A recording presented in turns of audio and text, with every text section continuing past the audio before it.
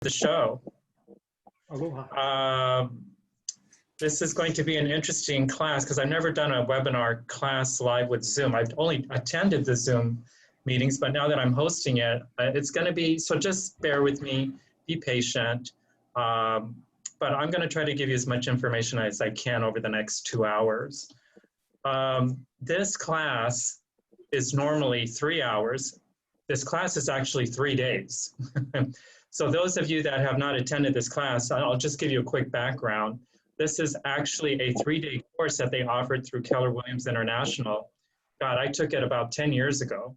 And this 3-day class is very intensive. You do a lot of mindset work, you do a lot of journaling, you do a lot of stuff.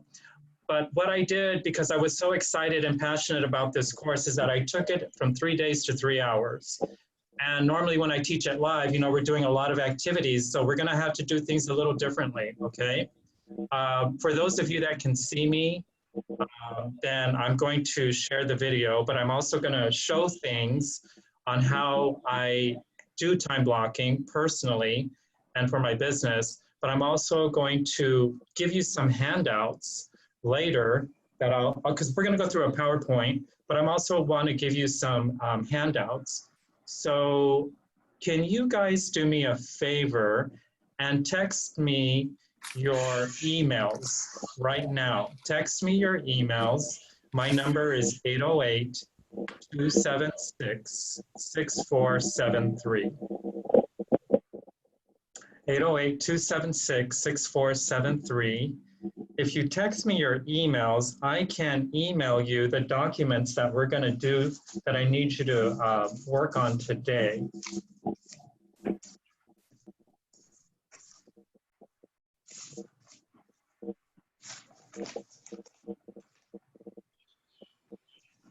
Did you all get that? Oh, thank you, Latasha. Oh, no, it's 6473, not 547. Okay, sorry. Whoops.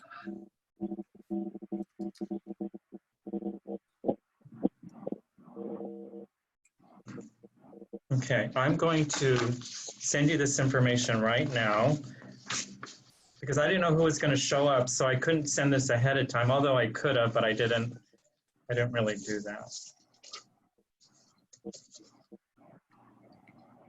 Okay, so I've got Chris's, Kevin's, Daniel's email.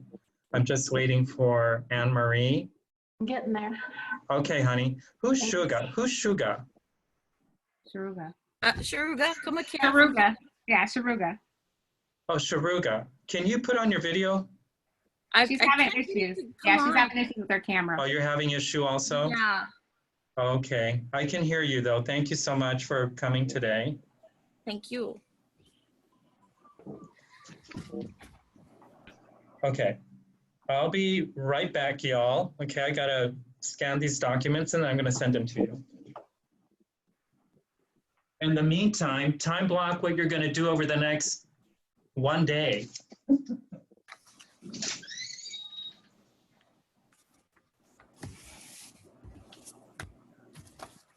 Is everybody on here from Maui? Maui. Maui? I'm from Hilo. Kilo? Is that the Big Island? I'm new, so. Yes, yeah, Big Island. Okay. New Big Enough Island. is Maui. Yeah. Cool. Kevin, how you doing? Good. How are you? Well, are you at Oh, home? baseball. What's up? I know, right? Yeah. Are you? Yeah, I'm at home. How are you? Are you keeping in shape for baseball, or what you doing? Yeah, you know, I've been working hard and just kind of get my business going for when this thing opens up and making the most of it. What about you? Okay. All right, Randy. Yes. Hey. Hold on a second, guys. I'm going to email you the presentation of material.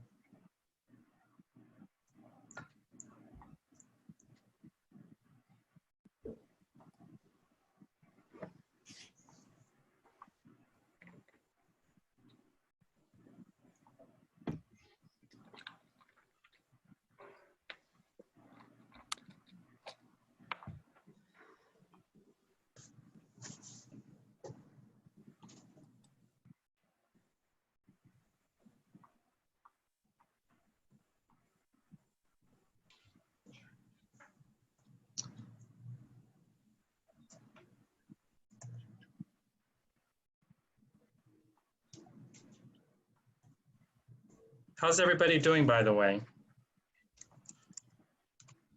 Good. Who's attending Bold right now? I I am. am. Awesome, you guys. So while I'm doing this email, can you give me some takeaways that you've had so far?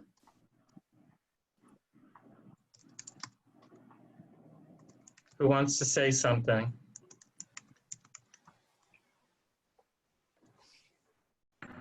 Anne Marie, did you say you're going? Yeah, I'm attending. I think What's your one thing- takeaway so far? Well, a lot of people have issue with the 4-hour time block for lead generation. Yeah, And in my mind, I have to split it out into hour segments. Otherwise, I'll never do it.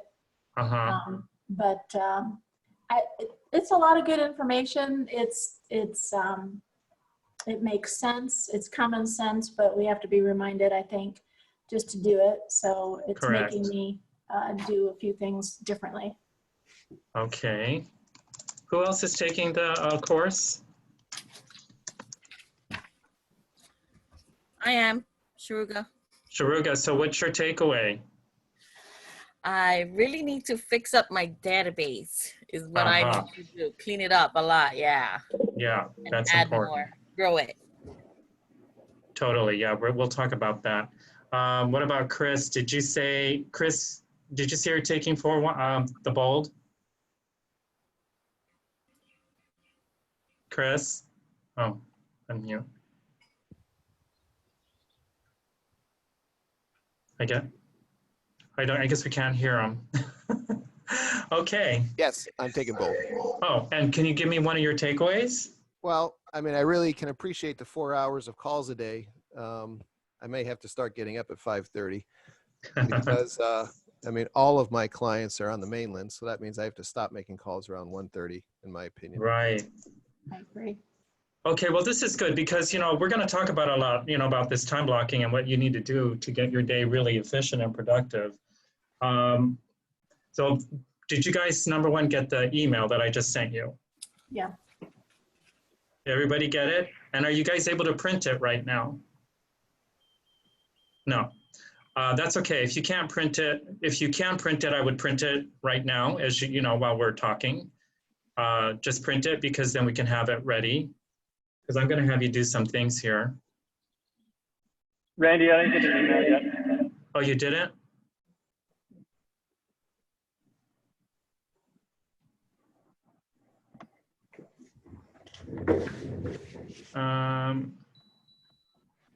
Is there two?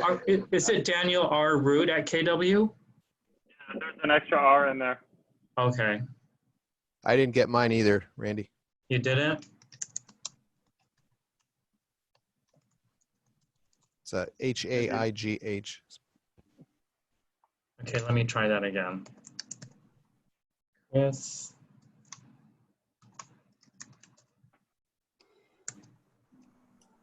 If you throw it into your Google Docs, it can be fillable if you don't want to print anything.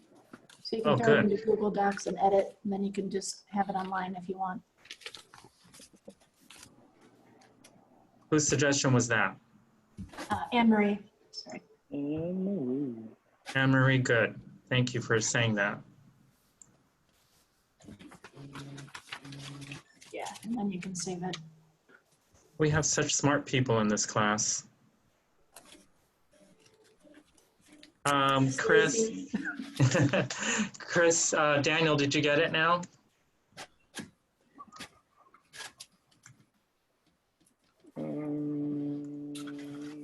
There it is. I got mine. You did? Yep, I'm good. Okay, good. All good. Okay. Hey guys, we'll get it together here. It's just a little logistics. Okay, so everybody now has the handouts. Yes. Everybody can hear me, correct? Correct. And everybody can see me, right? Yes. Awesome.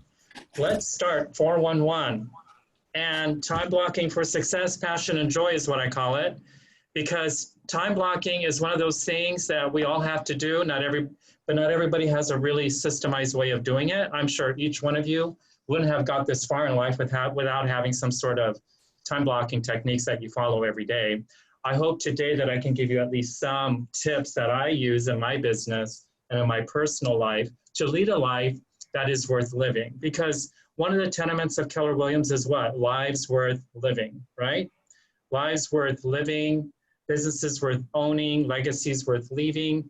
I mean, that's what time blocking is all about. And time blocking, when you take it to the next level with purpose, you're really going to find that you can actually do as much as you can really accomplish quite a bit. So let me ask a quick question. I'm going to go around I'm going to go to each person real quickly. I want to find out, just give me 30 seconds. Tell me, since there's only 6 of us, tell me what is your, how long you've been in the business? And if you're new to the business, what was your business before? Okay, so just, what is, give me your name, give me your name, how long you've been with Keller Williams, how long you've been in real estate. And if you are new to real estate, what was your previous background? We'll start with Anne-Marie. Oh, is that because I begin with A? Yeah. I will be on Maui for 1 year next week, 7 days. Congratulations. Thank you. I've been with Keller Williams since February, the end of February. Been in real estate for 3 years, and I am in commercial and residential. Okay. And before that, I owned a couple restaurants and a dry cleaners, and so always service businesses.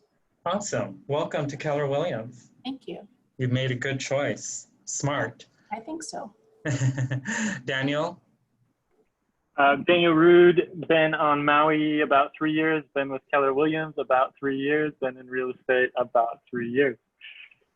And your previous background real quickly? I managed golf courses previously. Awesome. Great. And Kevin? My name is Kevin Space. I've been in real estate for about 15 years. I've been with Keller Williams for about 3 years. I run the short-term property management division for Keller Williams, and I also have a base of residential business as well. Excellent.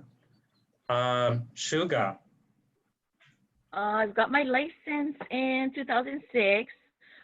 Sugar is my nickname. It's actually Sharuga. Sharuga, okay. So, yeah. And I just learning Keller Williams. Very You just new joined. to Keller Williams. Yes, but I've been licensed for like 14 years. Okay, well, thank you for joining. Happy to have you. Thank you. How about you, Chris? I've been had my real estate license for 18 years. The first 10 years, I was a developer salesperson with Ritz-Carlton, and the last 6, 8 years, whatever, as a regular real estate agent here on Maui. And prior to that, I did a 14-year developmental stint with a Fortune 100 pharmaceutical, and then I did about 13 years of entrepreneurial businesses, 3 different businesses. Wow. See, this is what's so great about our business is that everybody comes from different backgrounds. We can all bring in our previous work experience to where we are. So that's what I love about this business. Latasha, tell us real quickly, introduce yourself, because we all should know Latasha. So I'm Latasha, front desk concierge, soon to be tech and marketing concierge part-time.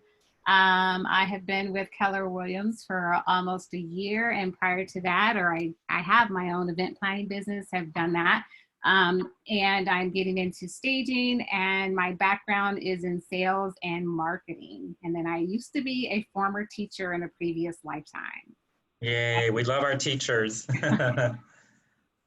Okay, thank you very much for that information. Let me just tell you real quickly about me. So I've been with Keller Williams about 13 years. I've been in real estate for almost 20 years. And this has been one of the most exciting businesses that I've ever owned. Prior to this, I was in retail management as a buyer for department stores. I also held jobs in insurance and banking. And my business, I come from Los Angeles. I've been here 24 years. But real estate it was something that I decided to do when I moved here. So it wasn't in the big plan as like most of us, I think. We just kind of stumble into this business. But that being said, The reason why I joined KW, and this is, I like to tell everybody this because, especially for the class, is that our company teaches you how to be a business owner, not a salesperson. So number one, you got to, we are business owners. Number two, we have a business that is scalable, and we have a business that if you follow the business models that we teach, you can eventually exit out of the business, right? So one of the questions I ask everybody, or especially newer agents, is like, what is your exit plan? You're in the business now, but what is your exit plan? So that's a really important thing to think about, because if you don't have an exit plan, you just end up doing day in and day out. So I'd highly recommend you start thinking about your exit plan. And also for myself, I mean, when I got into this business, I had no idea how long I would stay in it. I wasn't planning to be in the business as long as I have. But ever since I've been with Keller Williams, I've finally decided I do have an exit plan. So my exit plan is to jump out of the business in 3 years. 3 years, might be 4, but 3 years is my goal, is to exit out. And this is one of the reasons why when we talk about the 411, you will start thinking in terms of 1-year increments and how to run your business, okay? So the first thing I have on the handout that I gave you, one of the handouts I gave you is called Notes to Remember. Do you have that?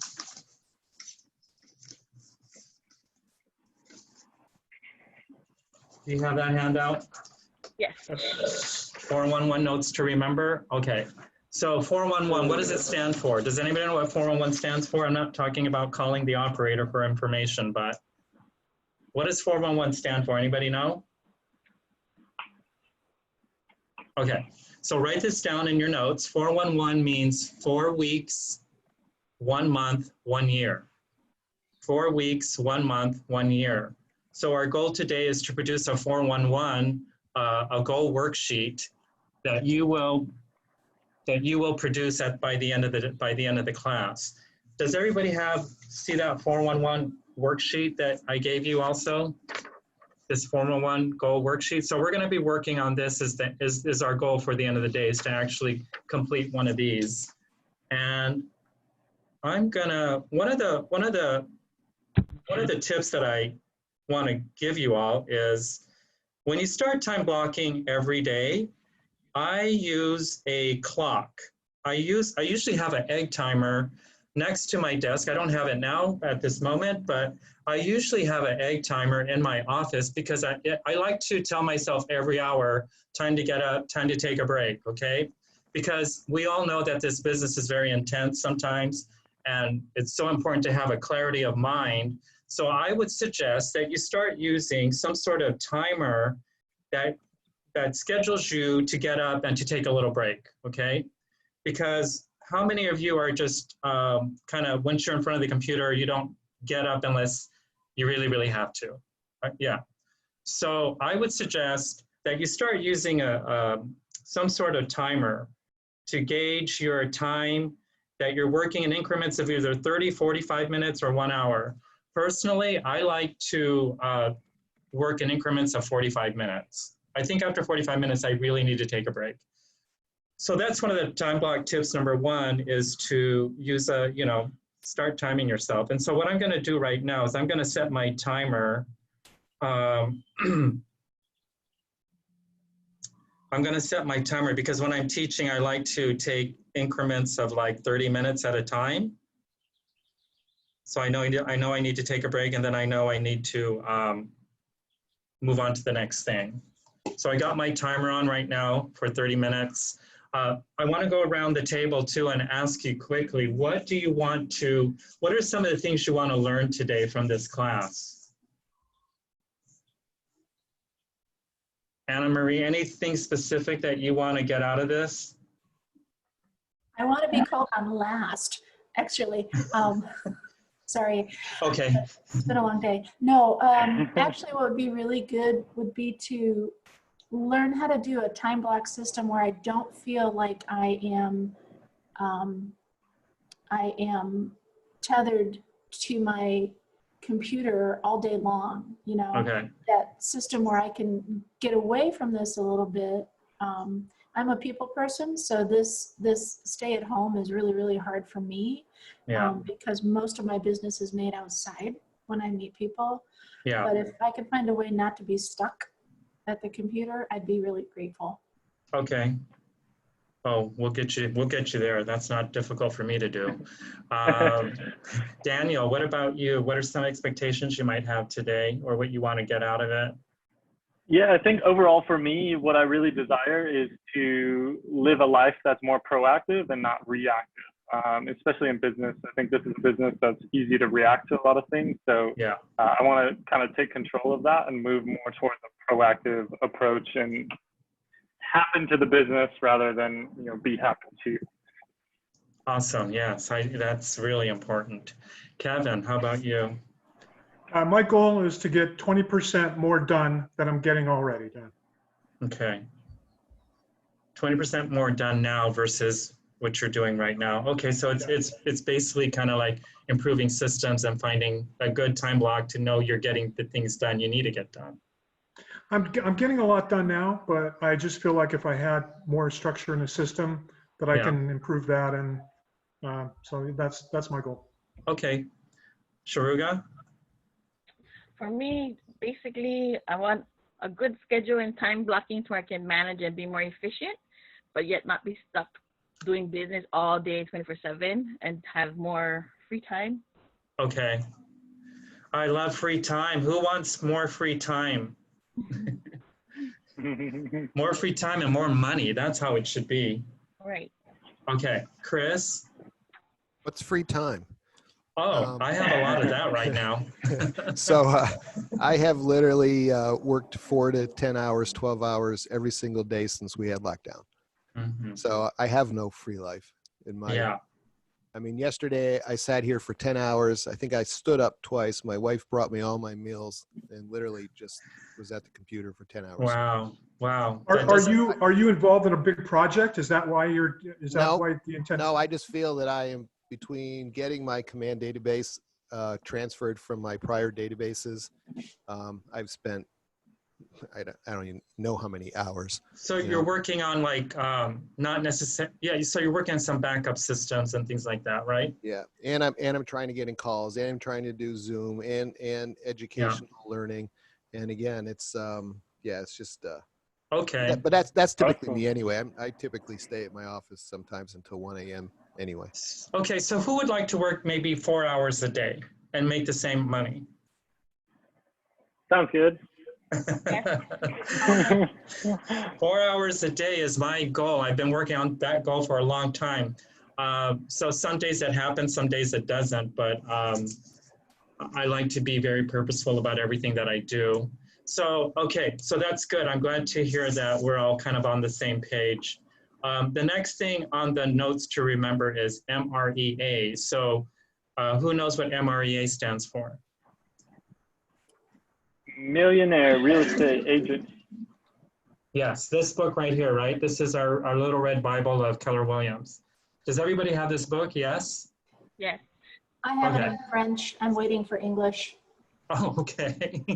By the way, this book is so old, but you can see I have all my tabs on here, you know, because I reference this every day. It's sitting on my desk. I also put a spiral bound on it, which is really great because I can flip through it really easily and make copies of things, etc. So I highly recommend, and I laminated it, so it's very, you know, very durable. And I hear they're coming out with a more updated version soon, sometime this year, I don't know. But in the meantime, the old version still works and a lot of the information will be in here, okay? So I'm gonna share my screen now and I'm going to go to the presentation. Are you guys seeing my screen? Yep. Yes. Okay. Yes, sir.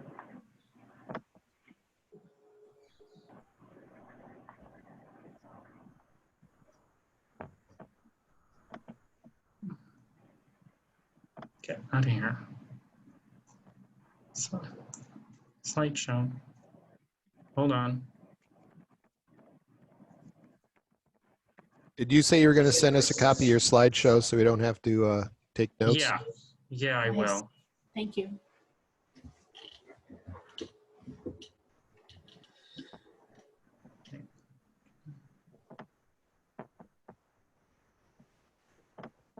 How come I can't? Oh, I'm having a little problem here.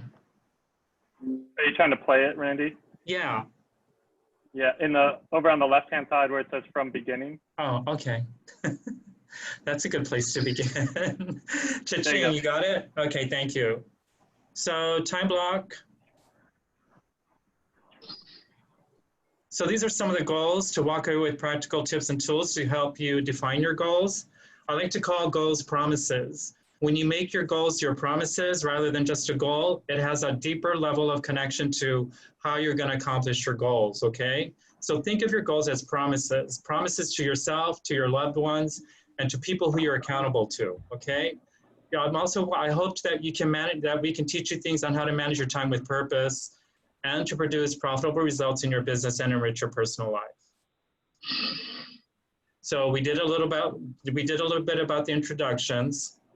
I mean, one of the important things that I always like to ask people is, why did you choose to become a realtor? So if you could tell me in one sentence why you chose to become a realtor, I'd like to hear your answers. So let's start with Chris. Why did you become a realtor?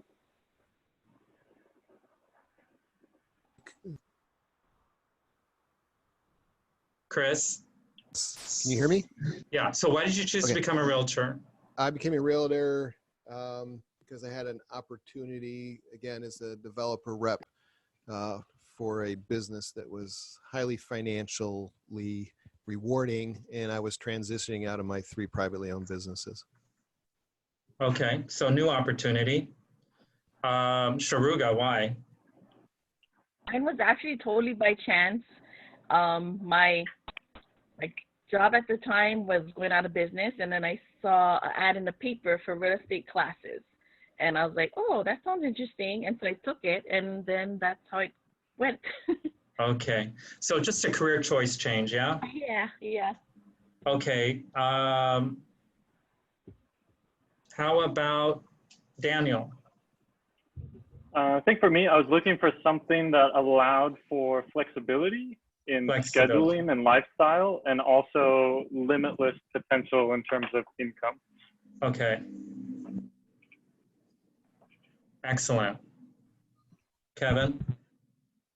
Really, it mirrors what Daniel said, complete control over my own income, unlimited opportunity to do whatever I want in terms of both income, ability to set my own schedule, to take large blocks of time off if I want, and really to control my own destiny. Okay, love that. Okay, and Anna, Marisa, you're last this time. Thanks. I actually started to keep my kids doing their homework. So if I sat at the table with them and I had my own stuff that I had to study, it kept them in that study mode. And it also, like everybody else said, gives me the opportunity to build my business as big as I want at my pace and in my time. So that's what I like. Okay, I keep on, Jasmine, are you there? Hi, yes, I'm here. Can you show your face? Yes. Oh, there you go. That's what I wanted to see. Hi, nice to see you, dear. How are you? I'm fantastic. So Jasmine, I'm just going around the room real quickly. You took the class before, right? I did, and I just saw that you're doing it again. I took this last time you did it, I think, about a month ago. Yeah, well, thank you for coming back. So can you tell us real quickly why you got into real estate? Yes, I can.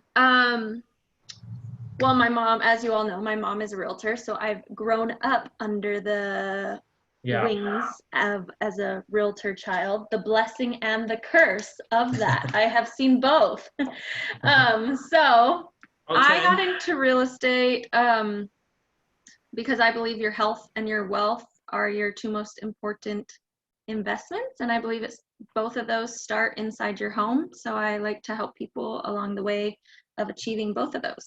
That's awesome. I really, really like that. That's really great. So what I'm hearing a lot from all of you is that well, for me, flexibility was huge for me of why I chose the business, because I wanted a business where I had no ceiling on my income potential. And I moved to Hawaii, of course, you know, from Los Angeles, and I had the corporate job that I was in a rat race. So I thought doing a business like this would give me the opportunity to live on the island and feel like it's like a retirement life. Although our business requires a lot of time, but so flexibility, income, and time. I hear all of you say you want more time and flexibility, so that's a huge thing. I love what Jasmine just said about your health is your wealth. That's one of my tenements in my life, is that your health is your wealth and they're connected. So, so the reason why I'm asking you this is because in real estate, you really should think about your big why. And part of your big why is why you got into the business. And so one of the important things is having a USP. Now, who knows what a USP stands for? Anybody? Okay, so your USP is your unique, I'll say unique selling proposition or unique value proposition, USP or UVP, okay? So everybody should have a reason of why people should work with you. I think that's the question is, if I were to hire somebody, why would I hire you, okay? So one of the important things in our, that I wanna convey to all of you is that each and one of you should have a mission statement. Who has a mission statement for their business right now? Anybody? No. Okay, so so most of the corporations of the world, or even small businesses, nonprofits, they all have a mission statement, correct? Mm-hmm. So one of the exercises we're gonna do, and we're gonna do this very quick, is we're gonna write a mission statement, okay? Because I'm very strong about having a mission statement for the business that I run. So I'm gonna show you. So in my buyers, so, you know, when you do a consultation with a buyer or seller, you know, you usually have a little consultation package. One of the first things I put in my buyer's packet is my mission statement, okay? I have my mission statement here on this side, and I also have the code of ethics on this side. So one of the most important things you can do as a professional realtor is convey to your clients that you are a professional. A professional would have a mission statement, and a professional, I don't know how many people of you have ever worked with a realtor in your life, and I have worked with many for my own personal stuff. I've never seen them ever produce a code of ethics, okay? Because like, if you work with a doctor and attorneys, engineers, they all have a code of ethics. Realtors have a code of ethics. I highly recommend in your business, in your consultation packages to your buyers and your sellers, that you include a code of ethics, okay? Again, I just included the first page, you know, the preamble, et cetera, information. Actually, it's 2 pages, but I want people to know I'm a professional. I'm not just some part-time agent, you know, fly by night. I want them to know I'm serious about what I do, okay? So I'd like you guys to take a few minutes to, first of all, the first exercise is this. On a piece of paper, write down 5 values, 5 core values that are important to you in your business. What are 5 core values that are important to you in your business? Okay, I'll give you 2 minutes to write that down. I'm not clear, Randy.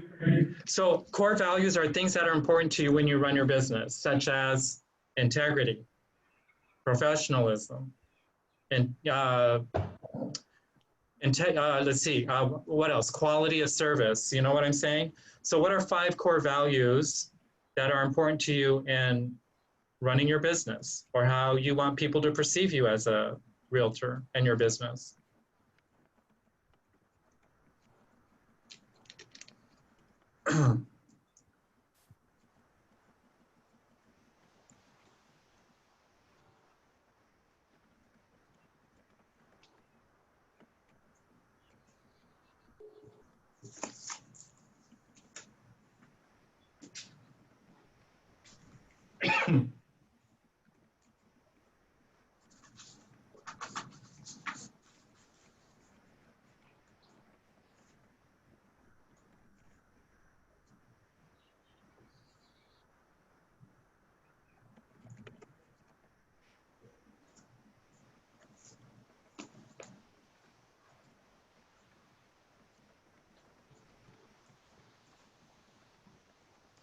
Andy, are you there?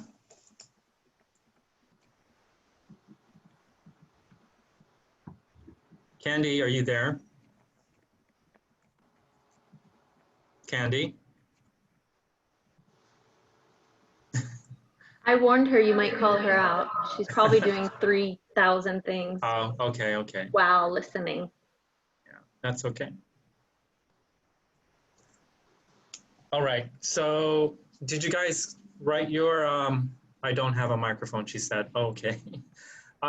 Did you guys write down your 5 core values? I'm going to go around. I'm going to pick each one of you and just going to give me 2 core values that you wrote down. Okay. Daniel, what are 2 core values that you wrote? Solutions oriented and learning based. Good. I like that. Solutions oriented and learning based. Okay. Chris.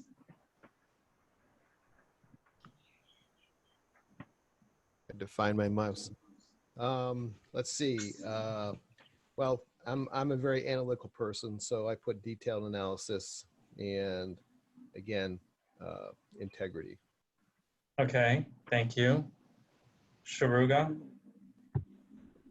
I put honesty, integrity, along with being systematic. Okay, good. Kevin. Deliver expertise in Kihei and Wailea properties. Do whatever it takes to represent the interests of my client. Provide data and information unavailable elsewhere.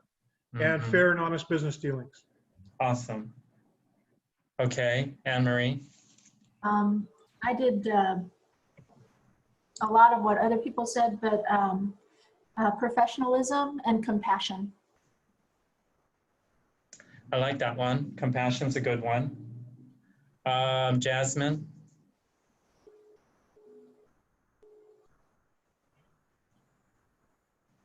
You have to unmute yourself. Sorry. Honesty, flexibility, family, community, and professionalism. Okay.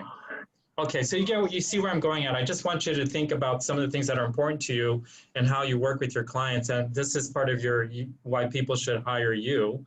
And Candy said hers is integrity in all her dealings, quality of service, timeliness, excitement, and enthusiasm. Okay, those are all good things. So when you think about putting a mission statement together, you want to incorporate your core values and write down a statement, just a simple statement. Now, when I took the original course, we spent like a half a day in writing our mission statement. And of course, my mission statement has changed over the years. But I'd like you to start looking at other people's mission statements. Google mission statements for realtors, Google mission statements for companies and companies that you really like. Some companies, it'd be good for you to start Googling different mission statements and then start defining who you are and how you want to do business with your clients, okay? Highly recommend that. Again, put it down on a piece of paper so that when your clients are, when you have a consultation, put it on your website. One of the students in our class put it on their business card, their mission statement on the back. So, I'm just trying to give you things to separate yourself from the pack, okay? Because Kevin, Chris, Candy, we've been doing this a long time, all of us. So why do people want to hire you versus me? You know what I mean? You have to be very clear, and the way to set yourself apart is usually having the highest level of professionalism and integrity, plus presenting yourself and all your prepared materials, and also how you present yourself personally. So I get a lot of people say, oh, I'm glad, they've never seen a mission statement. And a lot of people say they never knew we had a code of ethics, right? And that's kind of scary because code of ethics is what we have to live and do our business by. How many of you have already taken the class? Because I know every 2 years we got to take that code of ethics thing, correct? I forgot what it's called. Has anybody taken it this year yet? No. Not this year. Yeah, neither have I. But anyway, so that's just part of the USP that I wanted to share with you. Let's go back into, so the reason for the X factor is to maximize your professional competence, personal satisfaction, and income potential. You must focus on work that is within your core competence and unique ability.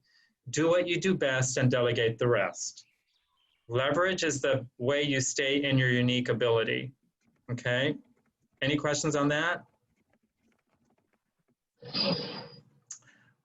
Some of the things we're going to talk about is reality check. We're going to do a yearly calendar, time block your top 20%. We're going to complete an ideal work week.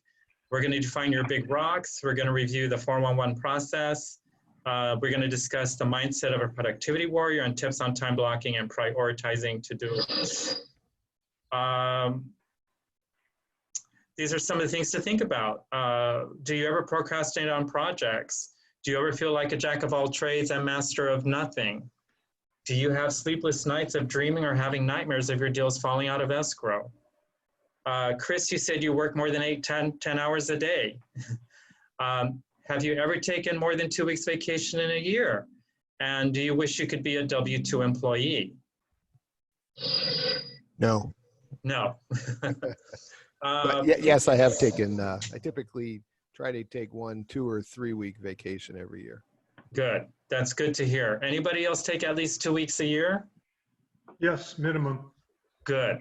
That's so important. And that's one thing I do recommend time blocking right away. So you're not alone. There's help. Here's a quick little cartoon. The key to time management is strict and disciplined adherence to a rigid schedule while remaining flexible and not to let anything happen at any time. That's kind of like how our real estate world is. Would you agree? Yes. And here's how to give 110% to your job. I always give 110% to my job. 40 on Monday, 30 on Tuesday, 20 on Wednesday, 15 on Thursday, and 5 on Friday. I guess that's how all of us feel usually. So let's look at 66 days. So I had in your handout, I gave you the 66-day challenge. Do you see this? You guys, oh, I guess, do you see that in your handout, 66-day challenge? Yes. So on the 66-day challenge, if you're looking at that, this is part of the one thing. Who's read the one thing? Anybody? Yep. Yeah. So this is one of the things in the one thing is trying to create new habits in your life. And we'll talk about this later, but I did want to point out that in order to really have success in life is you got to have really good habits. This is one of the, in my Facebook post today, I said time versus money. What would you rather have, more money or more time? How many of you would rather have more money? I don't know. Good stuff. Yeah, it depends on the day, I guess. Okay.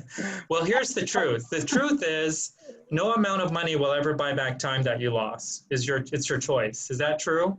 That's true. True. Yeah. So, you know, a lot of us in our business are either chasing money, we're either chasing money or we're chasing time. So I personally choose to have more time. That's my choice.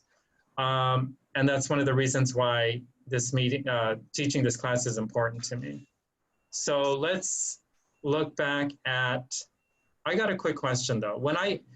Does everybody see all of us on this? Do you still see everybody on the screen at the moment? Yeah. Okay.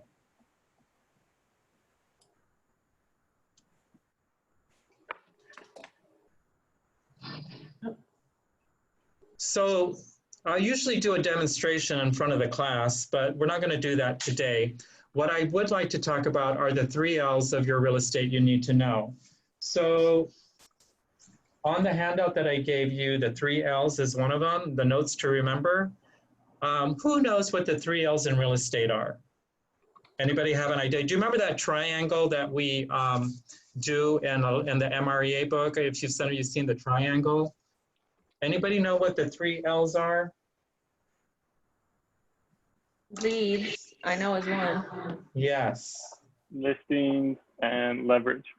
Yeah, totally. So if you draw a triangle, the bottom part of the triangle would be your leads, okay? So that's the foundation of your business. So if I were you, I'd draw a triangle, put leads on the bottom because your leads are your foundation of your business. The next side to the triangle would be listings, correct? So leads, listings, and then leverage is the third side of your triangle. So those three things is what makes up your business. And in real estate, of the three, which is the most important? Leads. Are we all in agreement that leads is the number one? Yeah. So on your notes to remember, I put NLNB, and that stands for no leads, no business. I'd love for you to tattoo that on your foreheads if you can. No leads, no business. Because I don't care how great your serviceability is, your customer service, how great your systems are. If you ain't got no leads, you're out, correct? And that holds true for any business. So our main focus is to always focus on the lead generation component of our business. And that is why we're going to talk about that moving forward.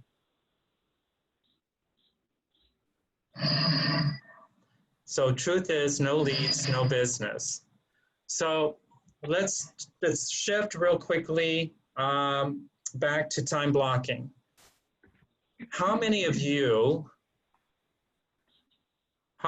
by a show of hands already have a time blocking system in place? Rude. Yeah, like that. Okay, so we all do something. Yeah, we all do something, correct? But let's see how we rate ourselves. So let's look at this time blocking. Time blocking is a method of organizing your day and focusing on the 20% that matters most. That's called the Pareto principle. Have you guys heard of that? Say that again. What principle? The Pareto principle, the 20-80 rule. Okay, so real quickly, the 20-80 rule was developed by this guy. He's an Italian economist from the 18th century. His name was Pareto. And what he did is he studied wealth patterns in Europe and Italy, and he found that 20% of the wealth was owned by, 80% of the wealth was owned by 20% of the population, okay? That principle has transcended into many different theories, okay? But in business, if you look at the 20-80 rule, for time blocking, we need to time block 20%. What is our top 20% that will affect 80% of our business? What is that 20% of our business that will affect the 80% of the result? What would that be? Lead generation. Lead generation. Lead generation. So if you time block 20% of your day of lead generation, that will affect the 80% of the results that you're trying to get out of your business, okay? So that's, and if you also think about the 20-80 rule, it's like, who are your top 20% of your clients? Your top 20% of your clients produce 80% of your income, right? If you look at the real estate industry as a whole, or look at the realtors within Maui, your top 20% of your agents do 80% of the business. Is that correct? If you look at the top 20% of just our market center, are they doing 80% of the business? Probably yes.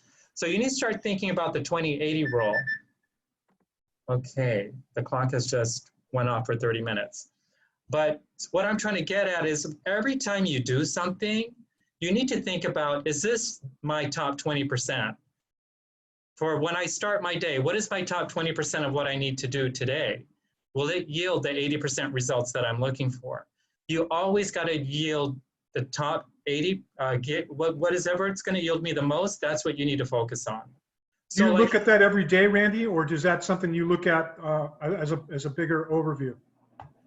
What I do every day, and I'm going to show you my system, is that I take time to plan every morning. I take 15, 30 minutes to plan my day. And usually I will write out all the things that I need to do, but I will usually pick out the top 20%. It's like, if I have 10 things on my list to do, what is the top 20? Two of these items. two of these things have to be done in order to yield the results that I want for the day. That's when I feel I have success for the day, right? So that's a good question. Yeah. So like when I'm working with, I have thousands of clients, but I have hundreds of clients. But if I look at the top 20%, those are the people I'm focusing on, okay? Because we get distracted every day. New leads are coming in, someone sends us referral. But when you really think about your top 20%, you need to be working on those all the time. I have something what I call the mission possible. I'm going to show you real quickly. So this little form right here is, I don't know if you can see it, but this is called my Mission Possible spreadsheet. And what's on here is I focus on the top 10 people that I'm working on for that week or for that month, okay? Because my team, I have a team of 3 agents that are all on sales, and I have people that are on the admin side. But we do a Mission Possible every Monday. So every Monday we do an accountability session about who are your top 10 clients, you know, what are their needs, what are you doing, and how are you getting them to the contract, so to speak, okay? So it's the same thing that you need to do every day. It's like start looking at the big picture and pick out the top 10 and make sure those top 10 get to that finish line, right? So you got to nurture them and get them to the finish line. So that's how I think every day. It's like, who do I need to be focused on today or for the week or for the month? That's how I operate, okay?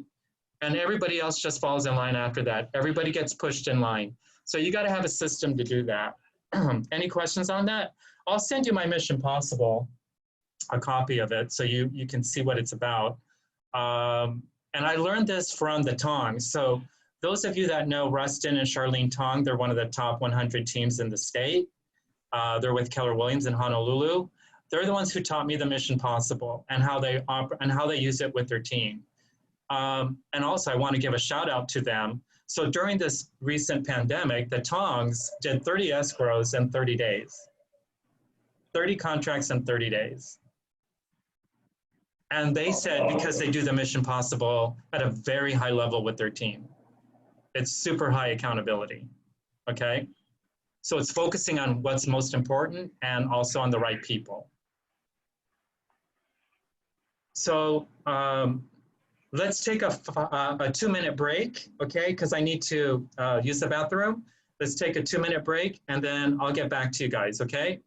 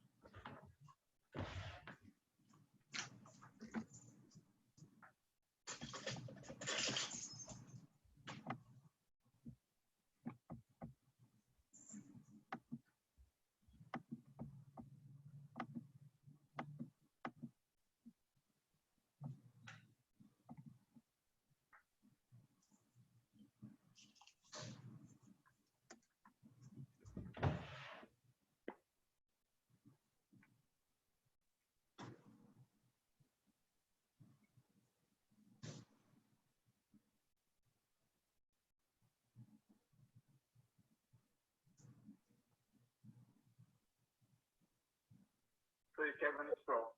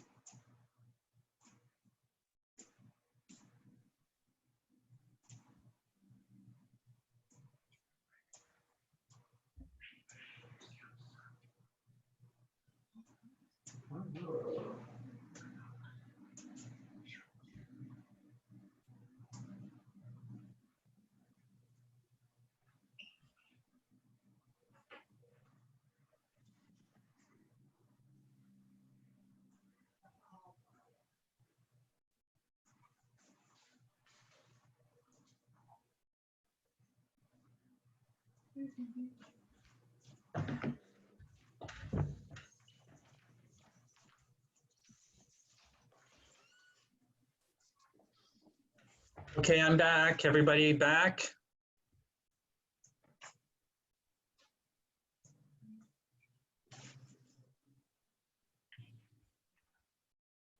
Okay, so where were we? We were on, oh, there's Daniel. Okay. So, so let's review real quickly on some of the, just recap what we've learned so far. What does 411 stand for? Anybody? Monthly, yearly. 4 weeks, 1 month, 1 year, okay? What does MREA stand for? MREA? Millionaire real estate agent. Correct. NLNB? No lead, no business. Right. No leads, no business. And what are the 3 L's of our business? Leads, listing, leverage. Leads, listings, and leverage. Okay, and what is the foundation of the triangle? Your leads. Leads, correct. Okay. Moving on. So let's look at some time blocking principles. Remember that you are in business, not busyness. And especially right now, everybody is like got these schedules and nobody knows how to fill them up, right? I know, Chris, you said you were working 10 to 12 hours, so I presume you're working on business, not just being busy, busyness, right?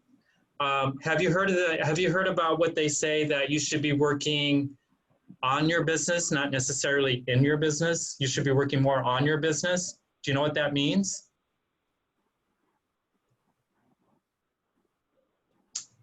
So what does working on your business mean versus in your business?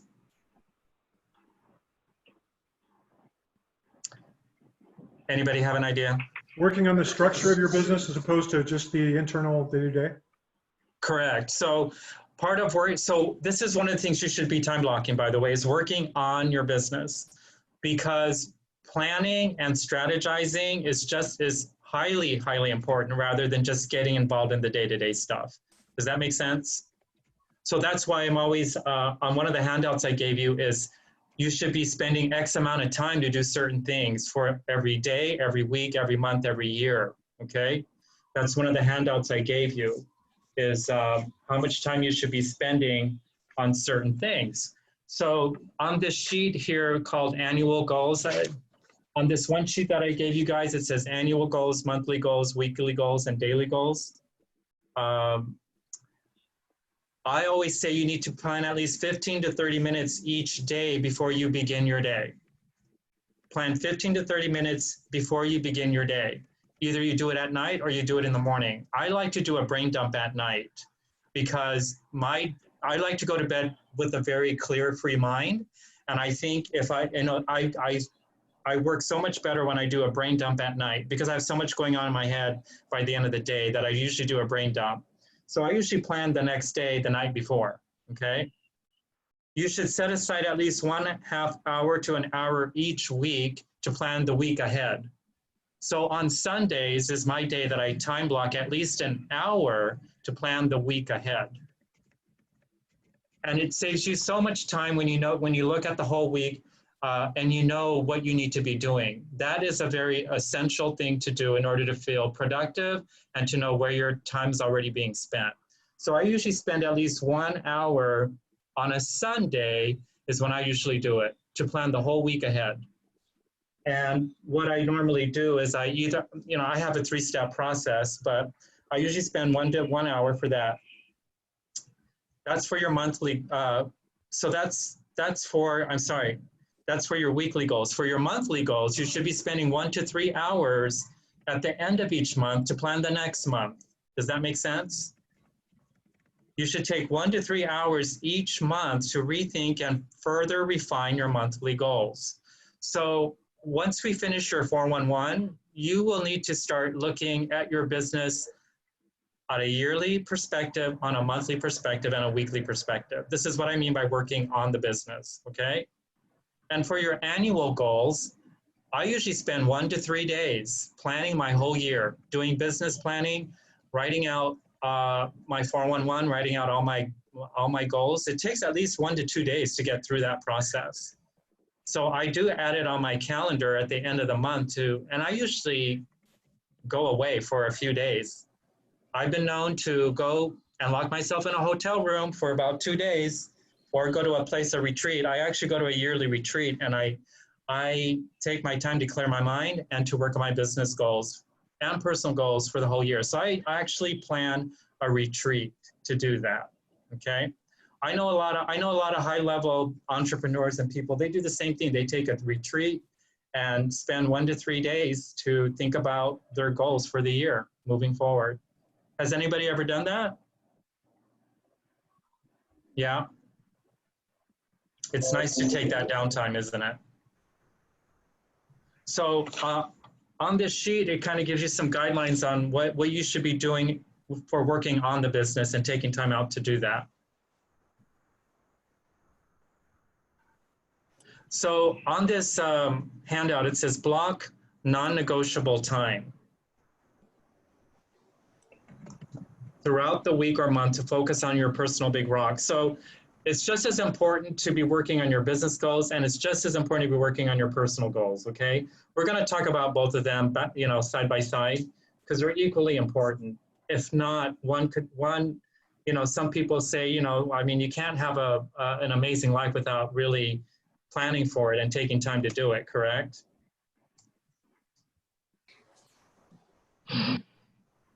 So here's some time blocking tips.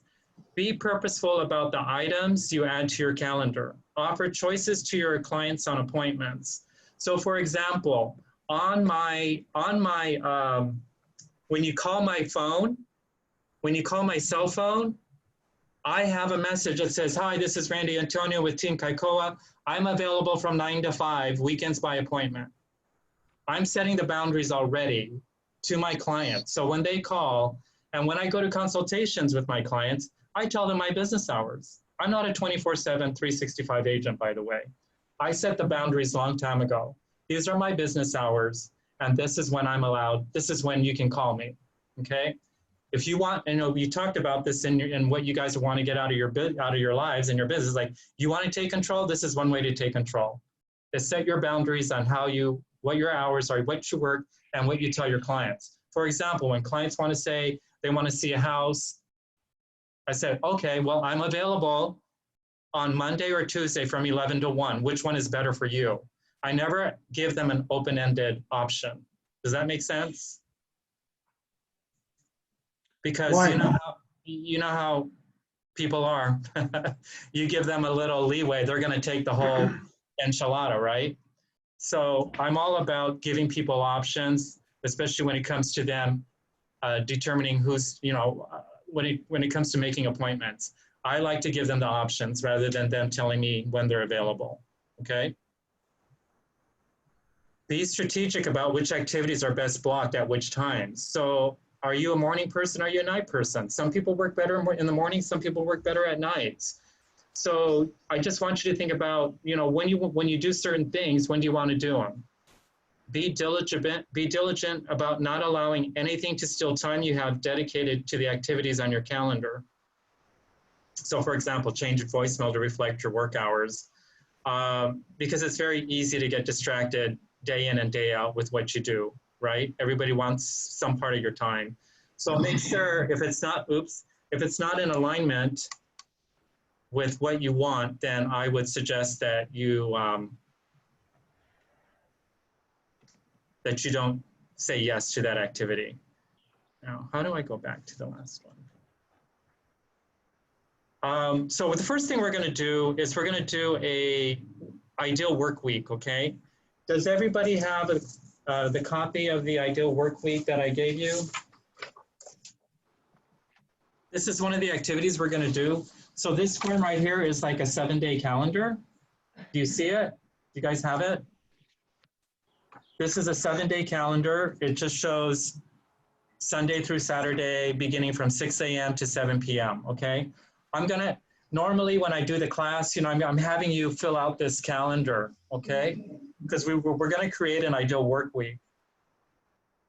So if you have it printed out, then I would suggest you pull it, you take the sheet out, and you start filling in this information. But what I'm going to have you guys do, for those of you that don't have it printed out, is I'm going to ask you a couple things. So on a separate piece of paper, I'm going to have you do a couple things, okay?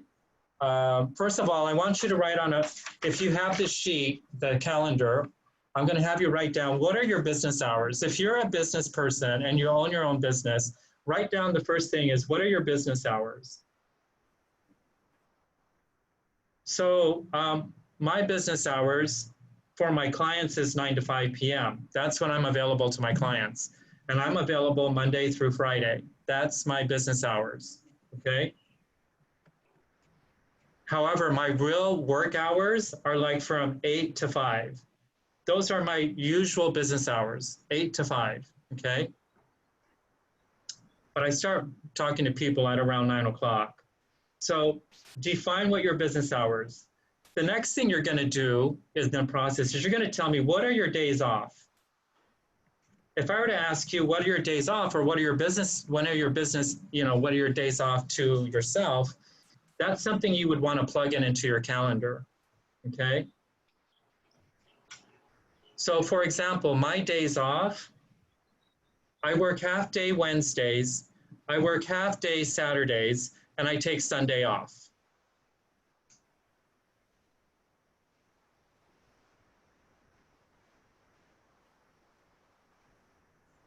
So let me show you, and can you guys see this on this calendar here? I put an X for half of the Wednesday. So what this calendar here, I usually post it on right in front of me, so I know what my calendar is. You know, after some time, you know what it is. But when you're new to time blocking, this is really helpful to have the calendar in front of you, a visual thing in front of you, so you're following this calendar as best as you can.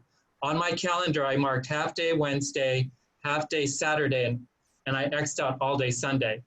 So this is my ideal work week of when I work, okay? I really, really do my best to stick to this calendar, okay? So that's the first thing you want to do, is X out on your weekly calendar the days you want to have off and stick to it the best as you can. Because the moment you don't stick to it, then you're not falling into the time blocking success that we're talking about here. The next thing you want to do on your calendar is to time block the top 20% of the activities that you need to be doing every day. So I think we talked about the top activity every day is your lead generation, correct?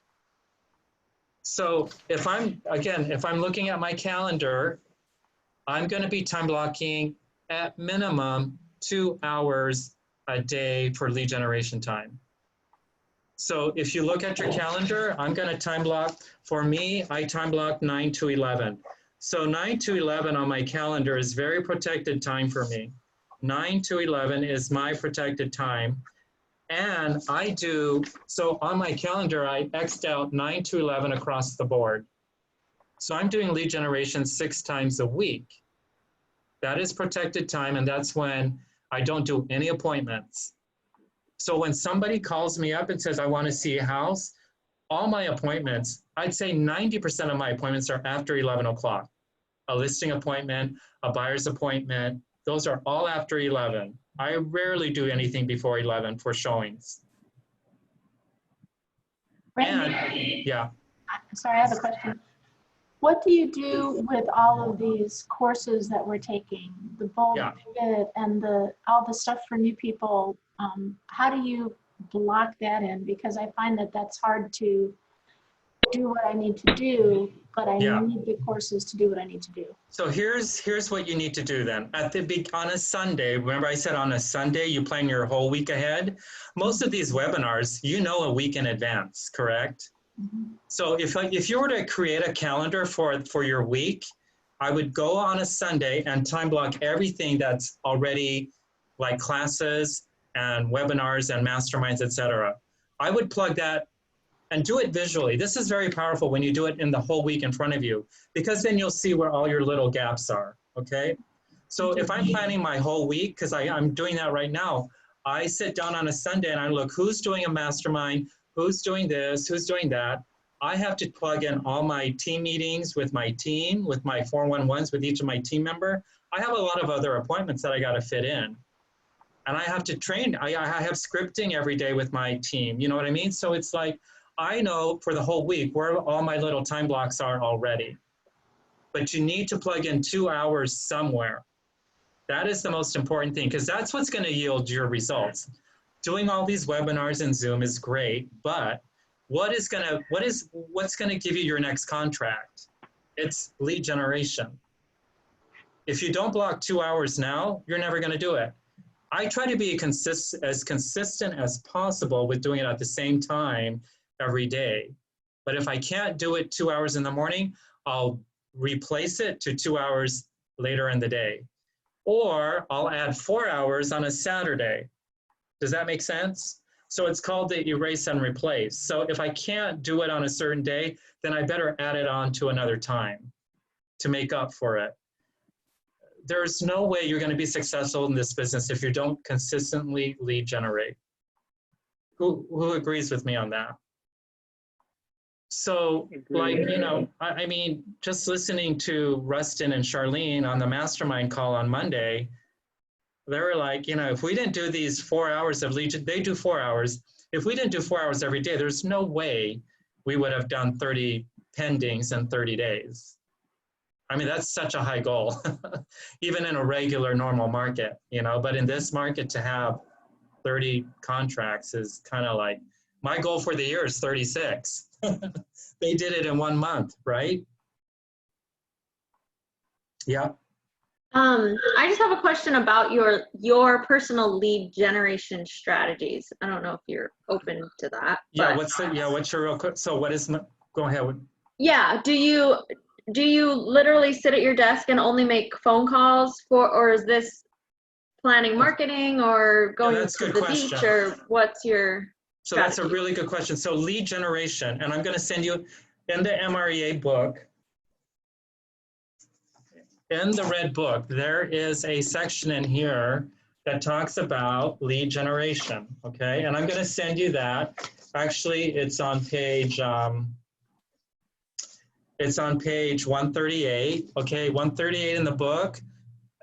If you have the book, mark that. You might want to write page 138 and mark it down. It shows all the various ways of prospecting and marketing, because prospecting and marketing are two different things, okay? But that being said, prospecting, for most of my lead generation calls are with past clients. Because I have a huge 20 years of clients, they are my main source of business. So you really have to analyze who is my best source of business and what market do I want to work with. If I'm a new agent, I'm going to be very strategic about who I'm working with and where I'm getting my business. So for me, I lead generate to people that I know first. So that's always my top 20%. Who do I know that's going to send me a referral? That's who I work with most. So I lead generate with my database first, then I follow up with the leads that come in from different sources. Okay, does that answer your question? But also, doing an open house is a lead generation activity, by the way. So if you're sitting at an open house, and I think I told you guys this before, if you're sitting at an open house, that's a lead generation activity. You spend 2 hours at an open house and you time block 2 hours, you're doing lead generation, okay? That's why I always tell people you should be time blocking at least one open house a week as part of your 2-3 hour time block, because you can do lead generation calls from there, right? If you're going to be highly productive at this, especially as a new agent, you better be out in the field doing open houses. Randy? Yeah. So right now, as you know, well, not everybody, but a lot of people are migrating to Command. Right. So is the overall migration to Command, since it's a necessary time block, is that considered lead generation in the long term? I mean, it's not individually calling, but yet we're migrating to Command. Is that considered a lead generation activity? No, I don't think it is. To me, a lead generation activity is when you're doing contacts with other people, whether it's face-to-face or it's on the phone. Now, Sending an email, by the way, and doing text messaging to make a contact is still a lead generation method. But part of lead generation to me, like if I do a constant contact campaign to my 10,000 database, I consider that a lead generation marketing activity. Again, if you look at page 138, you have marketing and prospecting. Prospecting is lead generation activities. Marketing is not, okay? So know this page very well and understand it and be very clear about what you're good at. Because if you're looking at prospecting, proactive and direct, I'm picking activities that I'm good at, okay? Am I good at open houses? Yes. Do I like doing them? Not really. but you know, I pick things that I like to do. For me, I would prefer to call somebody that I know. And one of my top lead generation activities is me marketing and meeting other agents outside of Hawaii. Jasmine knows this, and Daniel knows this. When I go to conferences, I go to 6 conferences a year. I meet tons of people. I belong to a lot of organizations. A big part of my business is agent-to-agent referral, okay? That's what I'm good at. I'm a real good networker, and that's what I choose to do, okay? When I go to an event, I go to, you know, I'm looking at where can I get my next business from? So, you know, pick what you're good at and be really good at it. Make sense? So again, look at the prospecting page here and pick what you're good at and choose that as your lead generation activity. Any other questions? Kevin, what are you really good at? What's your favorite prospecting activity? Probably open house. Open house. Yeah. Anne-Marie, what about you? Drinking coffee. Seriously, I meet a lot of my clients over coffee or getting my nails done. Yeah. That's a really good thing. So that's one of the things that I time block for is weekly coffee chats with my clients. I mean, before the pandemic, I was meeting clients at least once a week. They're a huge source of business, right? It doesn't cost me anything but a cup of coffee or a lunch. So I'm really proactive about choosing the people I need to meet on a regular basis. Chris, do you have any ideas? Because you've been doing this a long time too. What are your favorite activities for prospecting lead generation? Chris? Oh, okay. But Candy wrote, open house and following up with previous clients, friends, lunch and coffee. Okay, so, you know, there you go. Pick what you're good at and be really good at it and be consistent. That's what I'm trying to get at, is be really consistent on the things that you do. Okay.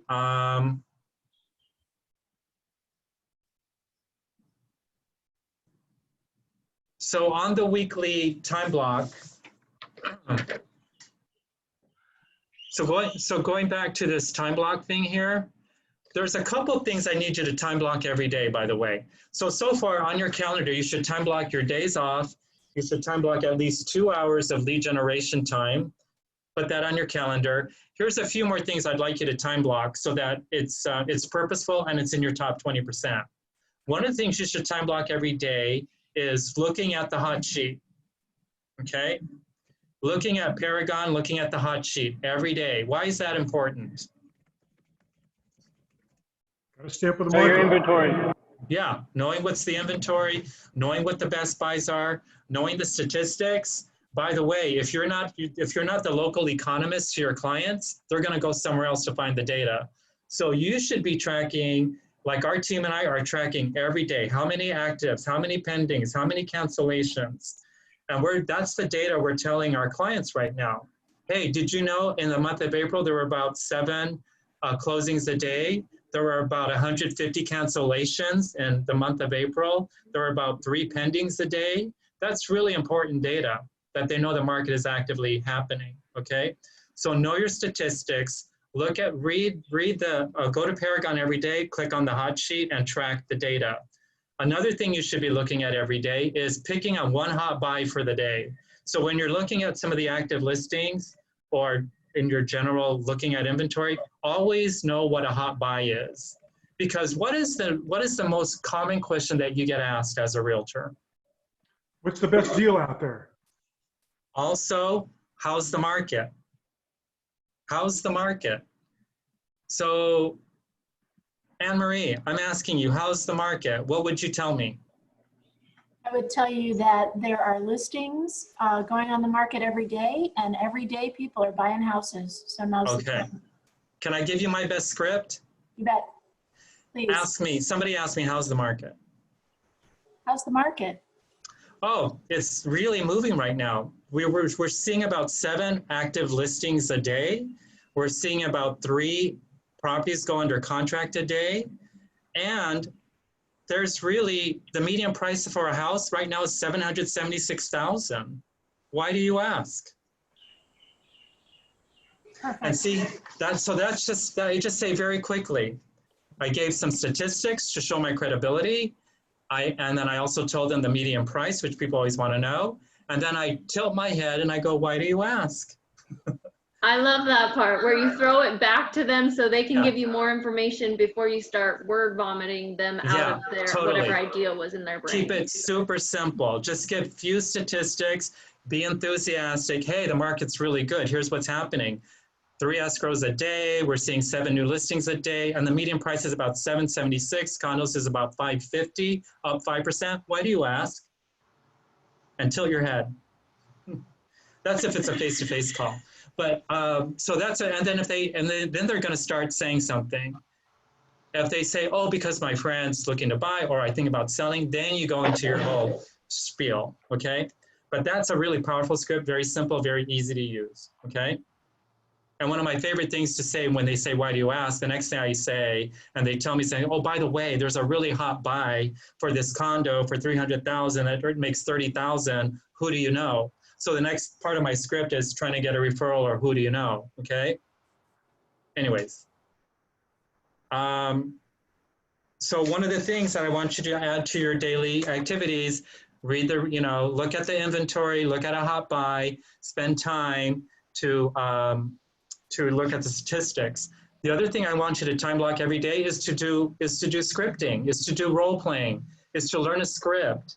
Be very proficient at a script, because right now you should be able to say why people should be buying right now, why people should be selling. You should be learning the shift scripts right now. So take 15 to 30 minutes to learn a script and be really good at it. Learn scripts that are about objection handling, because right now you're going to have to prove your worth to everybody right now, and you got to be the local economist. So my team and I right now are learning scripts to handle objections. Okay. So look at your scripts for shift. They're really powerful stuff in there. I would schedule 30 minutes to do role playing and get a role playing partner right now, because you got to be really good at that stuff right now. Okay, so then that's all part of your morning routine. One more thing I think you should be time blocking once a week is that open house. I mean, we can't do it right now, but you could do a virtual open house or do something, but you should be hosting at least 1 open house a week, 3 hours, okay? So I would suggest that's part of your time blocking activities. Have any of you done a virtual open house and had success from it? I haven't done it yet. I've only done virtual walkthroughs with clients. Any of you guys? No? No. No. But I know some agents on the mainland are very successful at it. That's one thing I plan to do actually with the new listing I just got. But yeah, so I would suggest you do that. Now, if you look at your calendar, by the way, and if you X'd everything, the only thing I've X'd out are just lead generation activities. That's it. Part of your lead generation out of the 2 hours, I think you should add in 1 hour to follow up. Because all of us are good at making calls to warm prospects or to our past, but we're not good at follow up. So I suggest you add another hour of time for follow up, because a lot of people fail to follow up, and that's where that's where the fortune is. The fortune's in the follow up. So I suggest you start adding an hour of your lead generation time to follow up time with people. So, any questions on creating your ideal work week? So on your calendar, I've only time blocked half of the day. We've only time blocked half of the day, that's it. And this half of the day is only 2 to 3 hours, okay? Which gives you 5, 6 hours to do everything else. So my question is, what are you doing those other 5 hours a day? You know, does it take too much to do this every day? Yes, no. Very few teams are, and very few solo agents are successful and consistent at this. That's all I'm saying. I'm very guilty of not doing this every day, and that's the reason why I wanted to have a team, because I needed accountability. I needed us to do it together in order for me to feel like I'm doing it. So one of the main things about being a solo agent is that you better find somebody who can hold you accountable. Okay, if you're a solo agent, you better have someone who holds you accountable, because otherwise, you're not going to do it. I'm going to tell you right now, this whole class means nothing if you don't do accountability with somebody. Does that make sense? Yeah. So that's one of the things on the notes to remember. On the very bottom of the notes to remember, I wrote down accountability always improves performance. So that's one of the things I want you to remember is accountability always improves performance, okay? Are we supposed to be seeing your screen right now, PowerPoint? No. Oh, okay. It's just me right now. Yeah. So, question for you.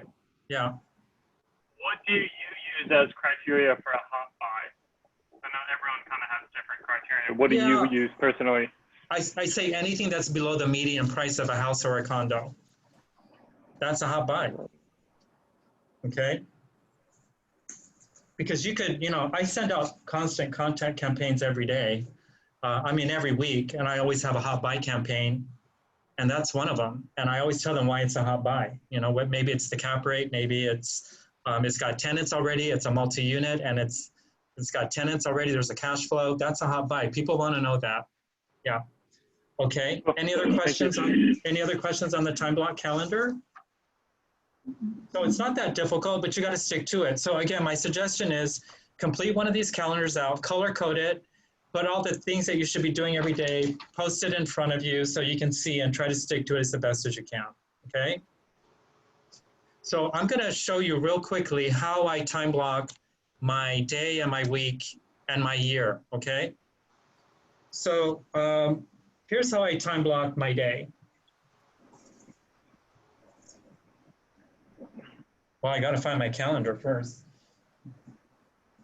So this is how I time block. This is my first thing that I use. I use a week at a glance.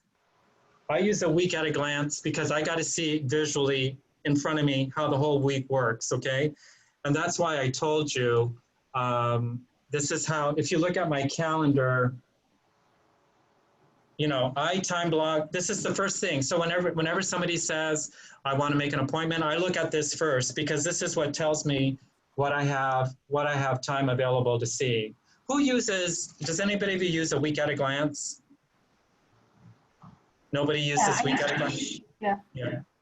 I like it because I can see the whole calendar. Like I can see this in front of me. So I have a 3-step process. I put everything here first. So if I get a call for an appointment, or if I'm going on an appointment, if I have a meeting or a class, it goes in here first. Because remember, I do this on a Sunday. It takes me about 30 minutes to complete this for the week, 30 minutes to fill this out.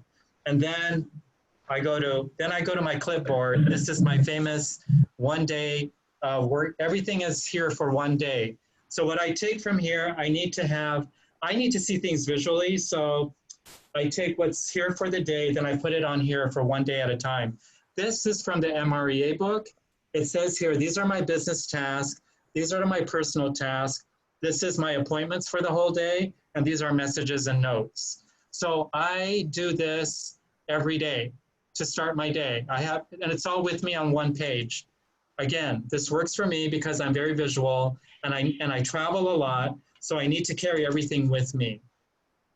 And then from here, I go one more step to my phone, okay? Then I go to Google Calendar in here. Then I transpose what's here into here. It takes me about 15 minutes to do this every day, every morning. But I have to see everything. And then once it's in my Google, then it sets alarms to me to go to an appointment, okay? So that's how I plan my day. It takes 15 to 30 minutes. And then I plan the whole week. It takes me at least 30 minutes to an hour to do the whole week. So that's my system.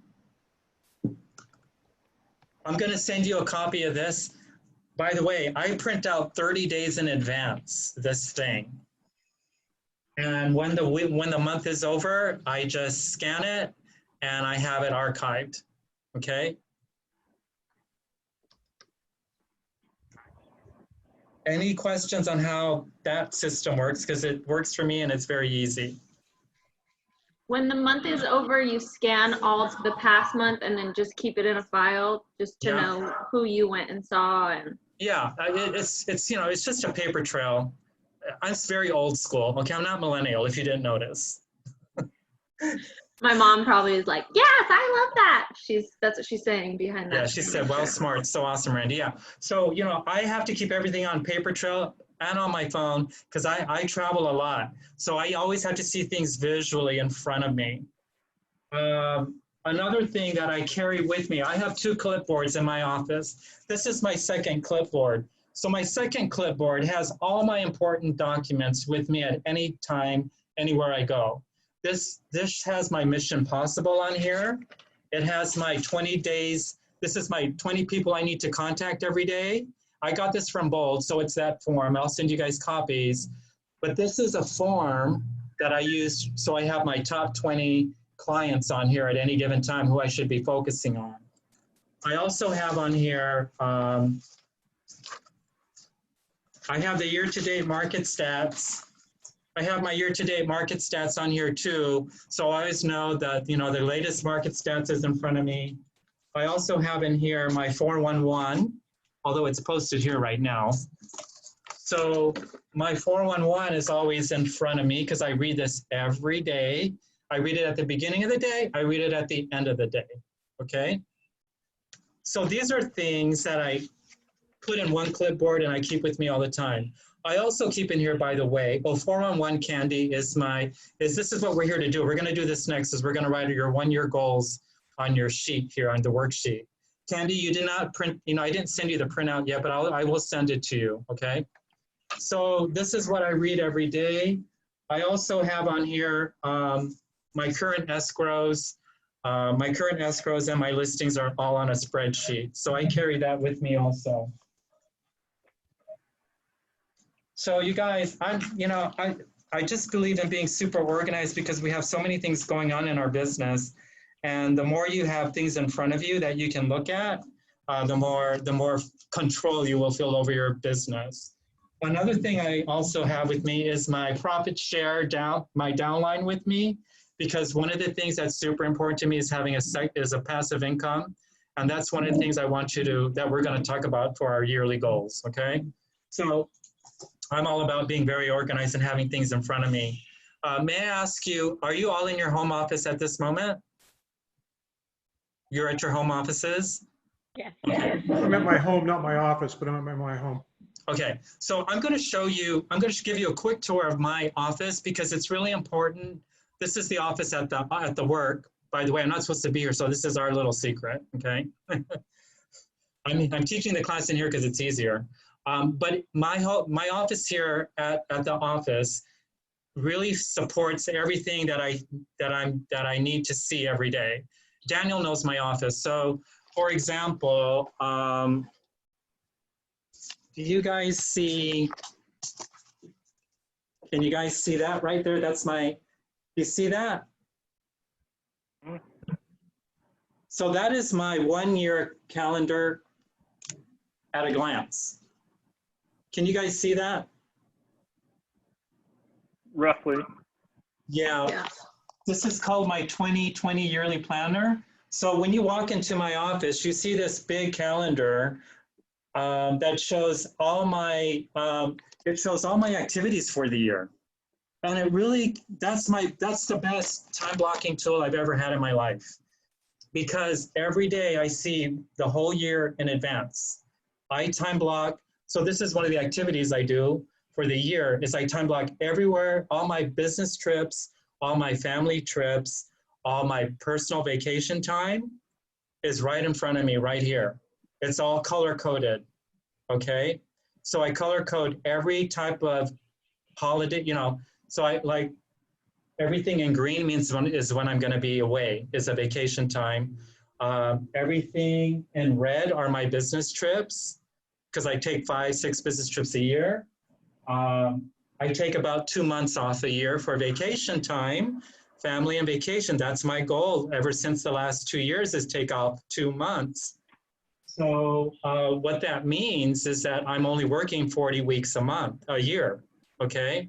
So I'm very, very purposeful about, I know when I'm going to be taking my time off, so I have to be hyper-focused on those weeks that I'm here. Does that make sense?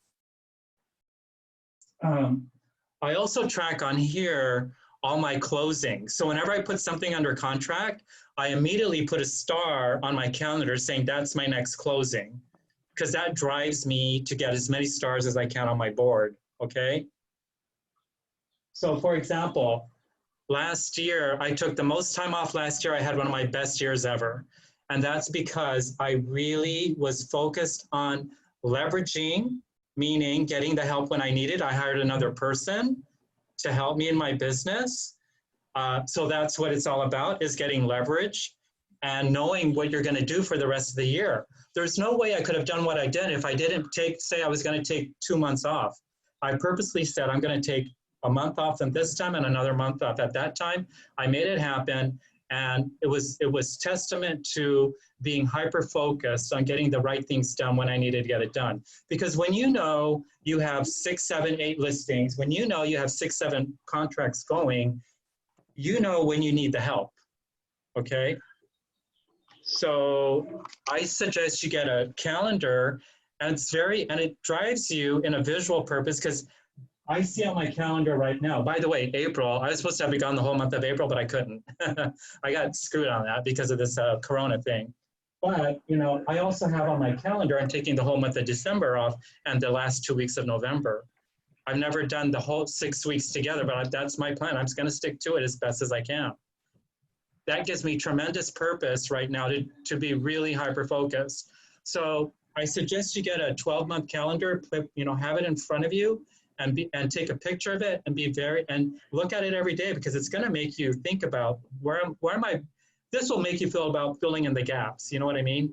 It'll make you say, I really need to get busy right now. If I'm taking 6 weeks off in December and November, I got to get really busy. Okay. So that's how I keep myself purposeful and motivated. Okay. Any questions on that? Okay, good. So we're going to stop here. We'll take 2 minutes off again, and then we're going to dive into doing the 411, okay? Oh, by the way, to do the 411, you should be on your computer, because I'm going to show you how to access it and how to start doing it, okay? So does everybody have access to their PCs to jump online to go onto MyKW? I know, Candy, that doesn't include you, but you know, we'll show you, we can get you a printed copy. Hey, Randy. Yeah. Obviously, I was off for 48 minutes. Oh. Is this taped? Yes, it is. Okay. Thank you. So, Chris, we're taking 2 minutes off right now. We're going to do the 411 next. We're actually going to create our goal sheet. So it'd be good if you have your computer ready, then jump on it, okay? That sounds great.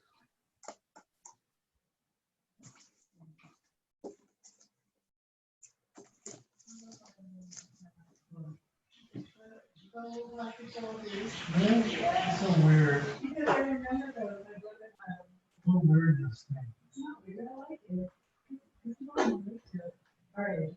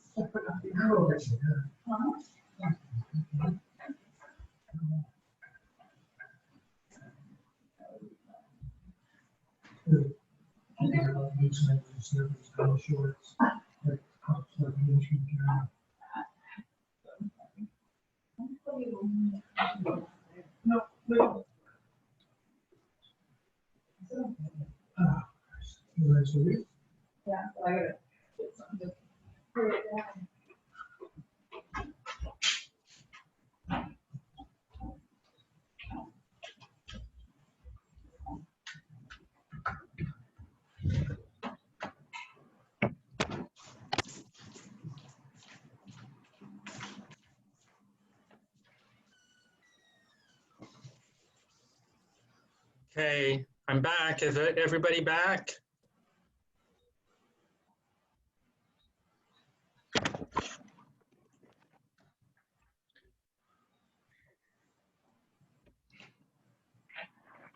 How's everybody doing?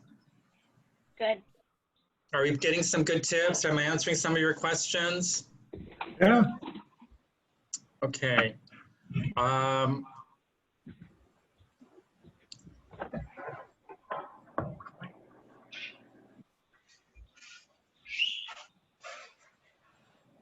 So we're going to dive into the 411. Okay, so the 411 talks about your goals, promises, and plans to yourself. It's the what and how. We're going to talk about some of these models while I teach you about the 411. We're going to talk about the magic number of have-mets to net 1 million. And we're going to convert all of our weekly goals to calendar appointments. And we're going to do, I talked about the daily worksheet already to create a daily plan. And remember, the 411 is not a to-do list, but it's things you have to do, okay? So let's talk about the 411. Let's go to, first of all, this is where are you guys on mykw.kw.com? I'm gonna have to switch over here. So in order to do the 411, you have to go to mykw.kw.com. But it's also one of the handouts that I gave you. So if you don't have access to your computer, you can also fill out the sheet here. Oh, shoot.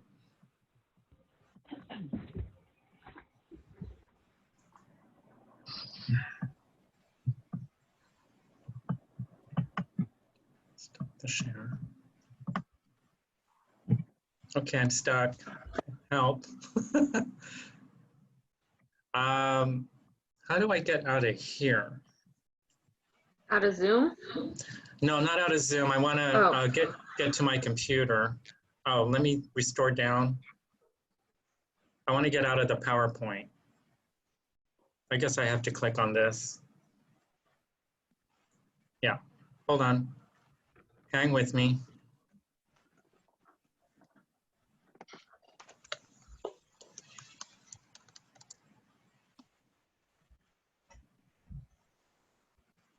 Can you guys see my screen?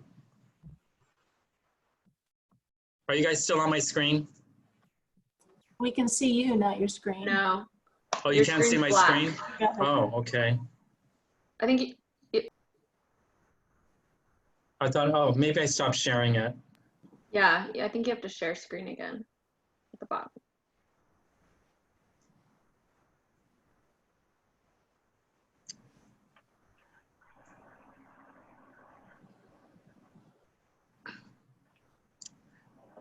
Where's my share screen here? Oh, you know what? Oh, here it is. Okay. Are you guys on my screen now? Can you see my screen now? Yeah. Do you see it? Nope. You don't? No. Still no. Can't see you.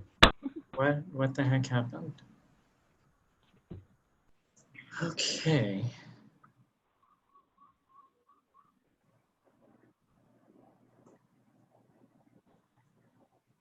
How come it's not letting me share the screen? Are you clicked on that screen? Okay. Oh, here it is, share. What about now? Yeah. Okay, so I'm on mykw.com. If you go on resources right here, you go to resources, you click on 411 tools right here. You see that? Click on my 411 tools. It says 411 productivity tool, and then go to your online 411 tool right here. Okay.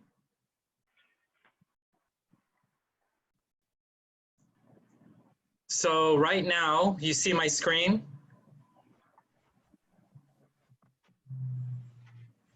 Can you guys see it?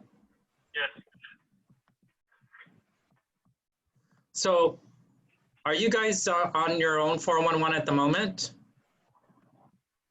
Yes. You are? I've got an intro box that popped up on top of it because it's the first time I've ever been here. Oh, okay. So if you look at my 411, I have my yearly goals and I have my personal goals. Do you see that? Randy, where do you find 411 again? Is it under 411 Connect? No, you have to go to the home page of MyKW. Right? So if you go to on the home page, you click on resources up here, then you click on 411 tools. Oops.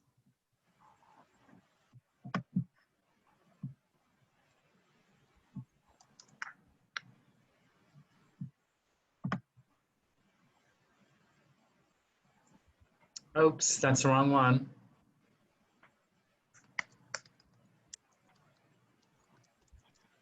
Kevin, did you find it? Is it that I'm on the page. There's a pivot shift ahead message on top. Yeah. That's it? Yeah, So, okay. do you see where I am on the resources? Yes, uh-huh. And if you go to resource at the very bottom, there's a drop screen and it says 411 tools. Okay, thank you. So you click on 411 tools, you click on go to online.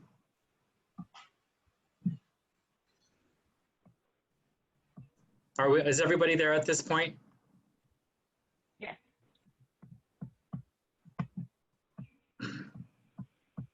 So here's what I'm going to have you guys do.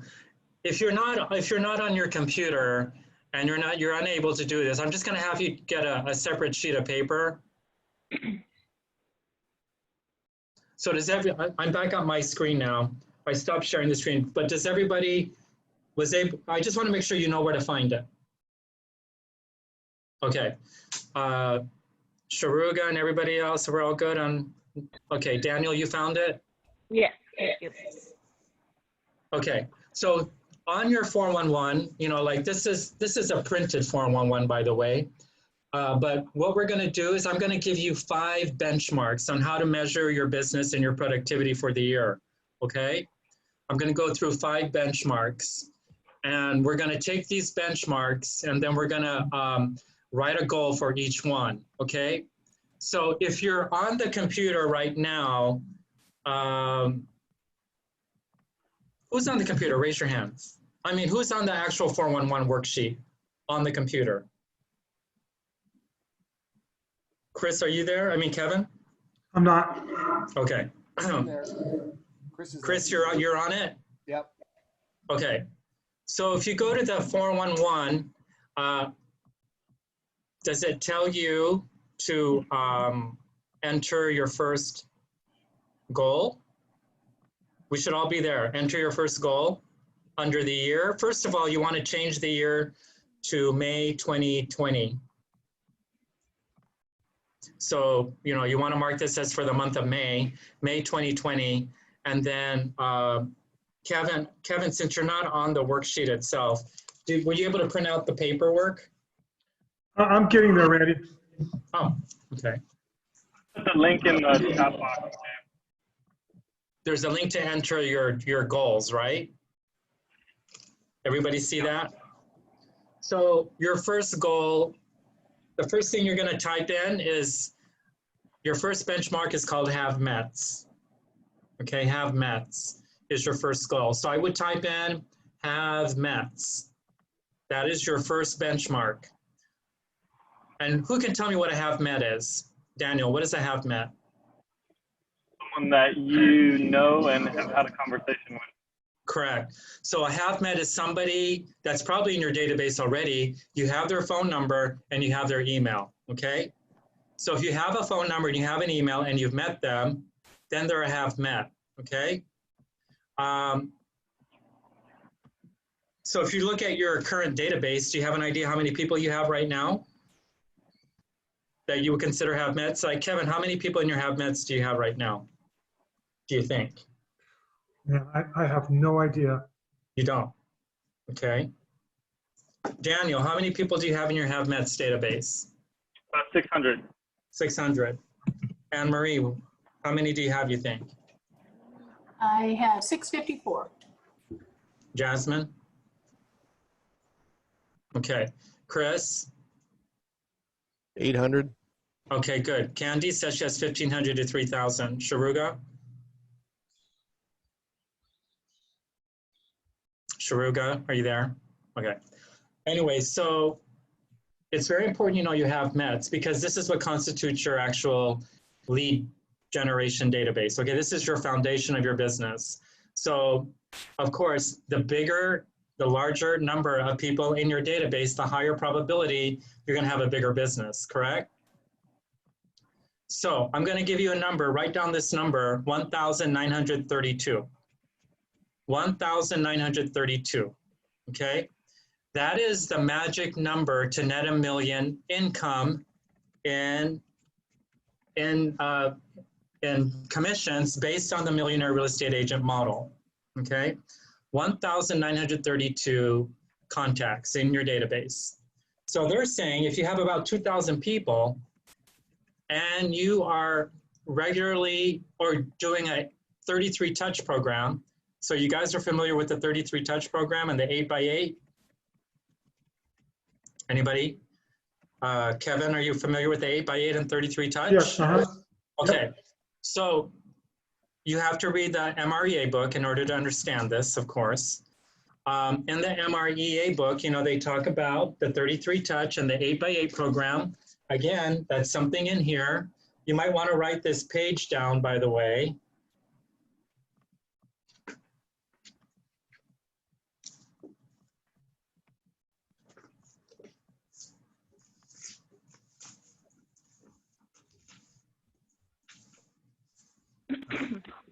I guess I don't have it in front of me. Oh, page 187 in the Millionaire Real Estate Agent book. Bookmark that page. So in the MREA book, it says that if you have 1,932 people in your database have mets, people that know you and you know them, and you do a 33 touch program and you do an 8x8 touch program with them, if you systematically touch these people on a regular basis and you're doing all the things you're supposed to do, that you would net $1 million, because there's what they call lead generation ratios, meaning that for those 1,900 people you have in your database, for every 12 people that you do a 33 touch, you will generate 2 sales. Okay? Technically, for every 12 people in your database right now, if you put them on a very strict touch program, you would generate 2 sales from that, from those clients, okay? That's have mets or in your database? Have mets. Okay. And you have to apply the 33 touch and the 8x8 program. That's the only way it's successful. Because you can have people in there, but if you're not doing anything with them, they mean nothing, right? So the 33 touch program was created to be very systematic on how you touch your clients, okay? Now Command will give you action plans to do that with your clients, okay? If you have a good database, if you have a good CRM system, normally it will give you programs, action plans to apply to each person in your data bank. Let's call it a data bank because they're your treasure trove. Candy, it's page 187. On the flip side, it says that if you don't have have-mets in your database, and you have people you haven't met. So people you haven't met, normally you have to prospect to those people, right? You got to do campaigns, you got to do a direct mail or whatever. So they say if you're doing touches to your non-have-mets, it would take 50 to 1, 50 contacts to get one sale and put them on a 33 touch. So that's why they always say work with who you know, because they're the ones who are going to give you the business. So if you're strategically thinking how to build your database and how to really be strategic, you're going to work with your have-mets, not your have-mets are okay to have, but it takes 50 to 1 in order to get one sale out of that, okay? So in the book MREA, they said for every 1932, you apply the 12 to 2 ratio. That means you're going to have 365 sales at an average price of $275,000, because that's the average price when they wrote this book. You would need to have 365 sales at $275,000 to net $1 million. Okay, so that you know, and normally when I'm teaching this, I'm writing down the numbers on here so you can see how this all works out. But I want you to know 365 sales, 300. How many? What did I say? 320 sales for a team of like 15, 30 people is not unusual. Okay. Because we have teams in Honolulu and 808 team. Todd, didn't you guys do 100 units last year? 150. Okay, so doing 100 units is not impossible to do here on Maui, because one of our teams did it, but it's more probable for a team rather than a solo agent. That's what I just want to get that across to you. And by the way, our median prices are 3 times than the national average. So you could do less sales. You could do less sales and achieve a higher GCI, okay? But I want you to think about have-mets, how important it is to have your have-mets and to increase that every year. Because the larger the database, the larger your data bank, the bigger your income is going to be. Are you in agreement with that? So that's why the first goal is have-met. So I want you to, so you guys need to think about how many people do I have in my data bank today and how many do I need to get by the end of the year, okay? So I'm just gonna throw out a goal for you. So I would suggest that you try to get at least 30 contacts a month on average, meaning 30 times 12 is 360. So your goal for 12 months is to add at least 360 people to your have-met database, okay? That's a minimum goal that you should all have. At least, that's just one person a day, okay? Does that sound too difficult? No. Because you can meet 10 people at one open house, correct? Again, they're not a have-met until you got their information, their emails and their phone numbers, okay? That's what's gonna make you build your database with people that are real, so to speak, okay? So any questions on the have-met database? Your goal is to reach at least 360 people minimum for the year, okay? So that would be our first business yearly goal? Yeah, that's your first benchmark, and the benchmark is called have-mets, okay? Your second benchmark that you're gonna write down is GCI. What does GCI stand for? Gross commission income, okay? So I want you to write down for the next 12 months, starting May, over the next 12 months, what kind of income do I want to have? Gross commission income. What is your gross commission income that you want to achieve for the next 12 months? Write it down right now. I want to, and you can write there, I want to achieve a gross income of 500,000, 1 million, 2 million in the next 12 months. What is that number you want to achieve over the next 12 months of GCI? So that's benchmark number 2. Any questions? Benchmark number 3 is production. Write down production. What is the production you want to achieve over the next 12 months? What is the sales production you want to achieve over the next 12 months? So for example, I want to achieve 50 million. My goal is to achieve 50 million in sales production by the end of the year. That's my goal for this, for 2020, is I want to achieve 50 million in sales production by the end of the year. So I want you to think over the next 12 months though, because we're already into our 5th month,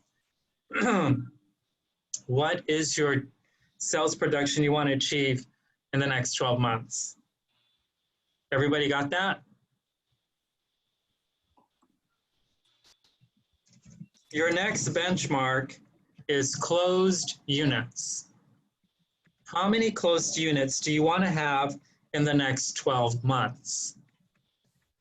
Now, you can be very, like for me, I break it down by the number of listings I want to close and the number of buyer sales I want to close. But if you're just starting out, I would just say, just put a number of units that you want to close, okay? So that would be your next benchmark, is how many units do you want to close in the next 12 months? And by the way, production and GCI may not be related. Does that make sense? And the number of closed units may not be related, because you can say, I want to close 12 homes and earn and have a production of 50 million, which means your average price has to be 4 million. Do you want to see what I'm saying? So you want to think about those numbers. I usually start out with looking at my last year's production, and do I want to increase it, and if so, by how much? So when I do my numbers for the year, I usually look at last year and what I want to do for this year. I usually double it. That's what I usually do, is just double it, you know?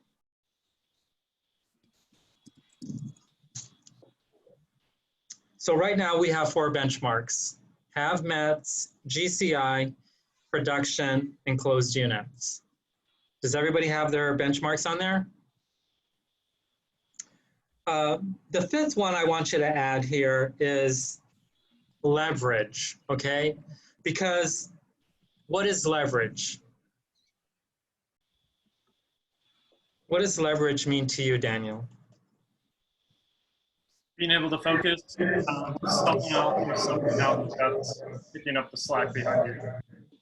Okay, so when I'm talking about leverage, I'm talking about what are the systems, tools, or people that will get you to these high production levels. Think about what are the systems, tools, and people that are going to help you get to your next level. So for me, my leverage on my goal for the year is to add 1 more buyer specialist to my team, okay? That's a leverage point for me. So in order for me to get to 50 million, I need to get 1 more person that can help me reach that goal, okay? That's part of my leverage goal. My next leverage goal is to hire another assistant, okay? Another executive assistant. So I already have 2 admin support. I actually have 3. One is, they're all part-time, but my goal is to get 1 full-time executive assistant to help me in my pursuit of my higher goals. Does that make sense? So that's my leverage. For a new agent, I would say hire your first assistant. That is a really important leverage to get you to higher production, higher units. It's just having, even if it's a part-time, even if it's just a virtual assistant, I highly recommend. So I have a virtual assistant. I've had her for 3 years. She's changed my business dramatically, okay? I pay her 1/3 of what I was paying my other assistant back in the heyday. So think of ways to get leverage in your business, okay? I think all of us use transaction coordinators already. I mean, that's a paid assistant that we use per transaction. But if you really want to get into high production, you've got to get leverage. Any questions on that? You giving up any of your part-time people? Nope. Actually, I can talk about you on the side, okay? So the next goal I want you to add to your benchmarks, and this is totally optional, but I think it's super important, and that is profit share. okay? Because you do not have to, so Keller Williams is about profit share. You know, it's not, it's one of those side incomes that you can either invest in it or not. I invest in it because I believe in having passive income. And I believe that profit share is going to help be part of my retirement income, okay? I diligently time block one appointment a week with someone who I want to bring into Keller Williams, okay? So my goal for my profit share is to recruit 12 people a year. My goal is to recruit one new person into the company who I feel would be a good fit for our company. That's my goal, okay? Because I get profit share checks every month. I have been for the past 3 years. And yes, it does help pay for things, okay? How many of you have a downline? Raise your hand. Who has a downline? Kevin, I know you do. Rent Daniel? 0. 0. Okay, so I treat my downline like I treat my pipeline. They're in my follow-up calls to make. Do you see what I'm saying? I treat them like a seller or a buyer. There's a relationship I have to nurture. So what really motivated me to get profit share was I went to family reunion and I saw that the top earners in Keller Williams, there's about 25 people that earn $1 million or more in profit share. That blew my mind away. They get about $100,000 a month in passive income through profit share. And that's all because they recruited people into the company, they sponsored them into the company. And here's another takeaway. The one lady, her name is Linda McKissick. I took her workshop. She said in her first downline, because you know we have 7 levels of recruiting, in her first level she has 33 people and that's it. But because her tree goes down 7 levels, it goes really deep, over 20 years deep. You know what I'm saying? So her checks come in month after month, over 10 grand a month. Yeah. So that's what I want. Now, if you were working for a company, you would get a 401k plan, right? Not all of them do, but big corporations usually get a 401k or a pension plan. So think about this as that. Think about you have to put time into it in order for it to get a return. And by the way, your profit share plan is also, you can assign a beneficiary, but you have to be vested for 7 years now. It used to be 3. It used to be 3 years to create that beneficiary or the vesting. I think they're changing it to 7 years. Okay, I just want to throw that out there. So if you're with this company for 7 years, there's a high probability you can build your profit share over 7 years and hopefully it'll give you some income, okay? So that's one of my benchmarks. So I gave you 1, 2, 3, 4, 5, I gave you 6 benchmarks, right? And if you really want to be a high achiever like myself, I include education, because to me, if you're going to be in this business for the long haul, you better be educated and trained and get more alphabet soups letters after your name. You don't have to, but I'm saying it kind of shows good on your resume when people know you've went through a higher level of credentials, okay?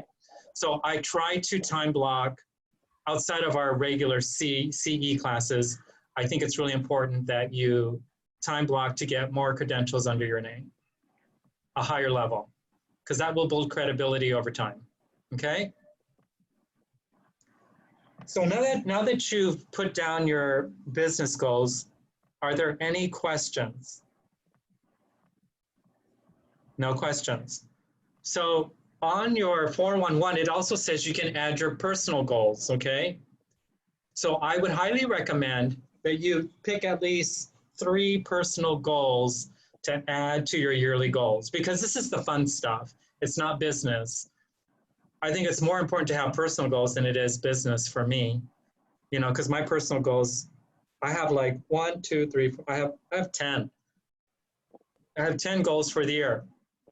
One of them, for example, is to take, you know, that 1 month holiday off in Europe. That's one of my goals, right?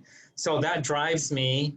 One of my goals also is to, this is more of a financial goal, but it's also, because you can also add your financial goals on a separate sheet.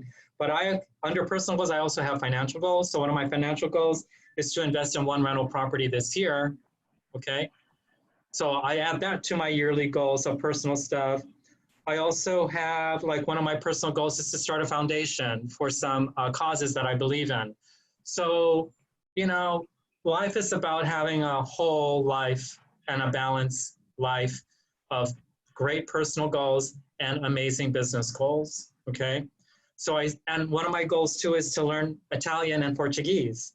So, you know, I'm doing that every day. I do Duolingo at least 10 minutes a day because I plan to live in Europe part-time as part of my long-term goals. So, you know, life is about having an amazing life and thinking in big picture. And this 4-1 goal of seeing it every day kind of instills in my head, if I'm looking at this, it gives me real clarity, okay? So having this sheet is more about clarity, having clarity, and it gives you power to move forward and focus, okay? So what I'm gonna do, I'm gonna send you a 411 that's completed for a mega agent. So you can see how I wrote out the goals, because I kind of just gave you the benchmarks. I didn't tell you how to write out the goals specifically. During the regular class, I kind of write it out, but I just wanted you to have the benchmark so that you could see it. So if you go to the monthly goals, if you go to the monthly goals, you would write down for the month. So for example, if I told you for have mets, you want to have 30 have mets a month. So I think we talked about the yearly goal is 360 people, correct? For your have mets. So when you go to your monthly goals, you would just type in my monthly goal is 30 have mets.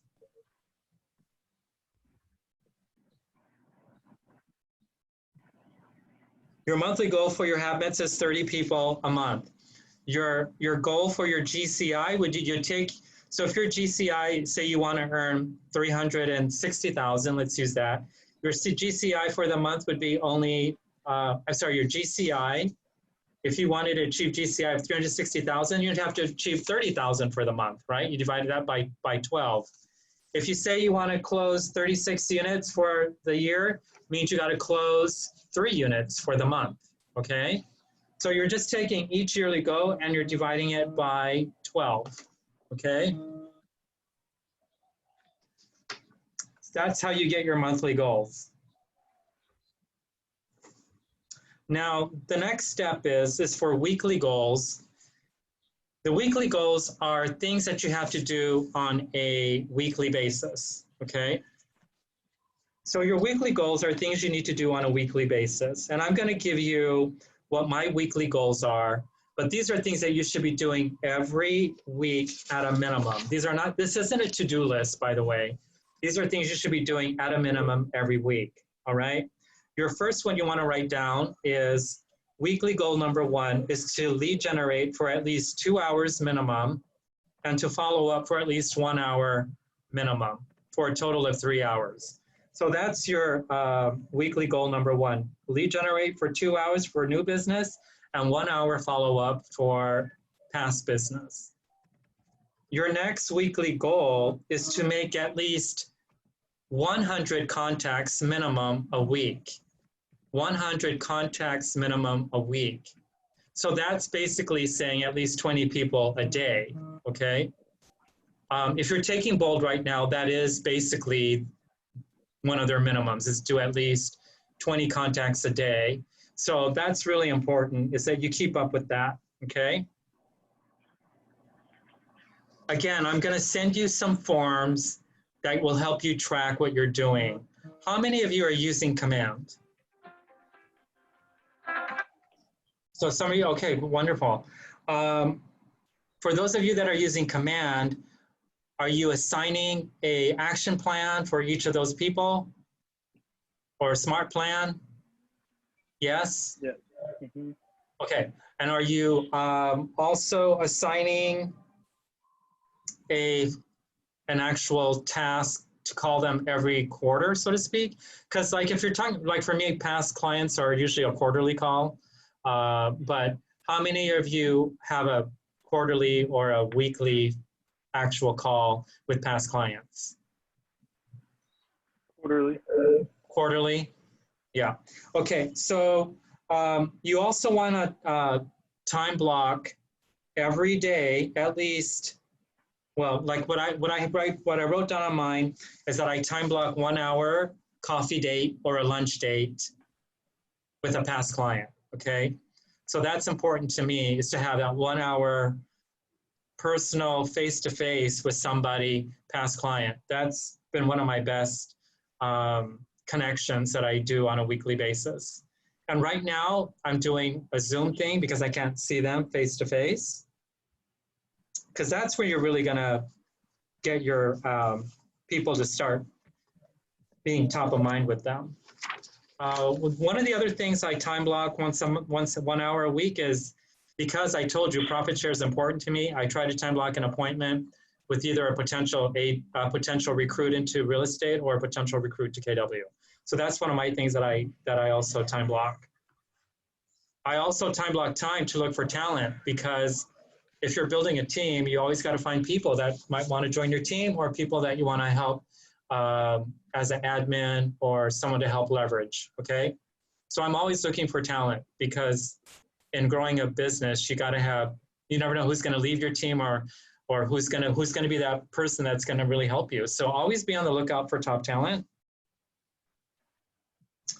And the one more thing that I do every week is, this is a personal thing, but for me, and we didn't talk about this earlier, but one of the things I time block every day is I meditate and I exercise and I pray every day for at least an hour every morning. Is one of the most important things for me, okay?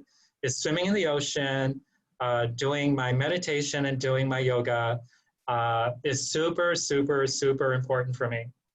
So although I say my day starts at 8 o'clock, it actually starts as early as 6:30, 7 o'clock is when I begin.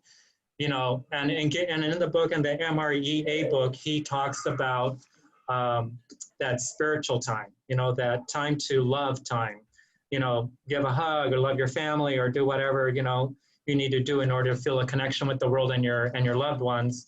So I think that's probably the foundation of how I begin my day, is, you know, giving thanks. So giving gratitude. So definitely, how many of you on a regular exercise plan? Anne-Marie? I'm working on it. Chris? Yes. Chris, you work on an exercise plan every day? Yes. Okay. So yeah, so again, you know, the whole point of the 411 is to have everything on one sheet in front of you. You read this every day. You keep it in front of you. You end your day, like I end my day looking at this again. And then I always start tracking everything that I do. So in order to feel like you're succeeding at what you're doing, you really need to start tracking everything you do. In that handout that I gave you, so this comes from Ignite. This is called the Track Your Daily Activities. If you don't have an accountability partner, then I totally suggest that you start tracking yourself with this tracking activities. This says, like on here, it said, and these are 4 habits: build and manage your database, prospect, follow up, and know your market. So this is a really good thing to track yourself on a weekly basis, because a lot of people don't have a tracking system, okay? But this is a good manual way of tracking yourself and how you're doing. All right, so I highly recommend you have a tracking system in front of you. I highly recommend it. I mean, so those of you that are using Command, I use Follow Up Boss and Command, but I still write out all my top 20 on a sheet like this in front of me. And this is part of bold. So I still use my top 20 also, so I know who I'm calling each day, okay? any questions on the things that I've given you? Because we're about ready to wrap it up. Randy, when you said 100 contacts a week, is that 100 have-nots? Those are people that you know. So yeah, it's either contacting people you know, or it might be a new prospect or a new lead. So it's really just making connections with people. And I would say your strongest or your highest return will be making contacts to people by phone or by text. And I use BombBomb a lot too nowadays. What's BombBomb? Who uses BombBomb? So BombBomb is a video, text, and email. It's really great because you can, instead of having to, BombBomb is a text, video, text, email. So you can take a quick video wherever you are, and I can text that video to somebody and they can open it up real fast without downloading it. It's spelled B-O-M-B, B-O-M-B, BombBomb. It's like $49 a month. It's been one of the best investments I've had because people love to see because I'm at the beach a lot, as you know, Kevin. I'm always at the beach. I'm taking pictures of wherever I am, and I'll do a quick, hey, I'm here at the beach thinking of you. I'll send it out to them real fast. So they see my face. They see I'm in Hawaii. People love it. They just love it. And I can also do emails, blast emails. I can pop in a quick video in my email, you know? So if I'm doing a constant contact campaign, like I do a 1-minute Maui market update, I put my BombBomb video in there. So it's a real quick video. It uploads real fast, and you can insert it into an email. You can insert it in your text message. Really great. Okay. So yeah, you got to be really good about connecting with people at different ways. Millennials love the BombBomb thing. A lot of my young people love it. You know, they get a kick out of it. But again, to wrap up real quickly, the 411 is a tool to keep you motivated, to keep you focused. Time block the most important things first every day. Always think of your top 20%. If it's not in alignment with your top 20%, put it away, okay? Just like disregard it. You got to stay focused on your top 20%. Also know that your ideal work, try to stick to your ideal work week as best as you can. Take time off. Plan your vacations 12 months in advance. You know, my calendar, my 12-month calendar, there's the best thing that's ever happened to me in the last couple of years. Because every time I walk in my office, I see, oh, I got a vacation coming up. Oh, I'm leaving. Oh, I got an escrow coming up. It's like, it knows, it tells me, you know, keep focused, keep moving forward, don't give up. And lastly, on the PowerPoint, there's a couple books that I read, you know, that have kept me motivated. One of my favorite books is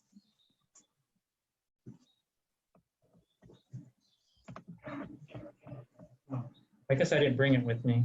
Do you guys know Deepak Chopra? Yeah, Deepak Chopra wrote a book called The 7 Spiritual Laws of Success. Have you heard about it? It's life-changing for me when I read that book because it's very simple. I read it actually on the plane when I moved from LA to Hawaii. On my plane trip from LA to Maui, the book was on the counter at the bookstore at the airport. I bought that book. It changed my life forever. I read that book. It's by my bedside, and there's one law in there called the law of detachment. I want to stress this, how important this law is to me, in that the law of detachment says to always, to not be attached to any outcome in life, because our business is so attached to the outcome, right? Every person we meet, every escrow we have, we're attached to the outcome. What I learned from law of detachment, and I teach this to my clients as well, I always tell them, you know what? I'm glad we found the property, but I want to teach you the law of detachment. We may not end up closing on this property. And I want to put that out there now. I'm going to do everything in my God-given talent and expertise to get you through the finish line, but we may not get there. I'd rather that you learn to detach from the outcome, and let's just keep focused on the present. And I live that in my personal life too. It's like, I know what I want. My 411 tells me what I want to do, but I'm always focused on the present. And that's why this pandemic is not really, I'm not getting hung up on it, because I'm just living in the present. And that's how I detach from all the things in life that can cause fear. anyways, that's my 1 minute 1 minute sermon. Any questions that I can answer right now? No. Okay. I want to thank you guys for showing up and participating. I'm going to send you the 411 in a format form so you can see how to type it up. And I'll also send you some other things we talked about. And I'm happy to help you. Oh, one more thing I do want to point out. Everybody that's come to the class today, I'm going to follow up, because here's the thing. You're not going to do your 411 unless somebody asks you to show me what you did, okay? So my first accountability session with each one of you is to prepare a 411, have it done in 7 days, okay? If you get it done in 7 days or sooner, even better. So as soon as you get your 411 done, I'm gonna ask you to send it to me so I can see it, okay? Good deal? Okay. Thank you, Randy. Bravo, guys. Thank you so much. Have an amazing day. Thanks, Randy. Bye-bye. Thanks, Randy. You're welcome. Aloha. So, Randy, Yes. how will I get to watch the video of this? I think if you call Latasha at the office, Okay. Latasha should have it recorded. They'll probably let's send the link out, you know? Okay. Okay. Thank you so much. Thank you. Bye-bye.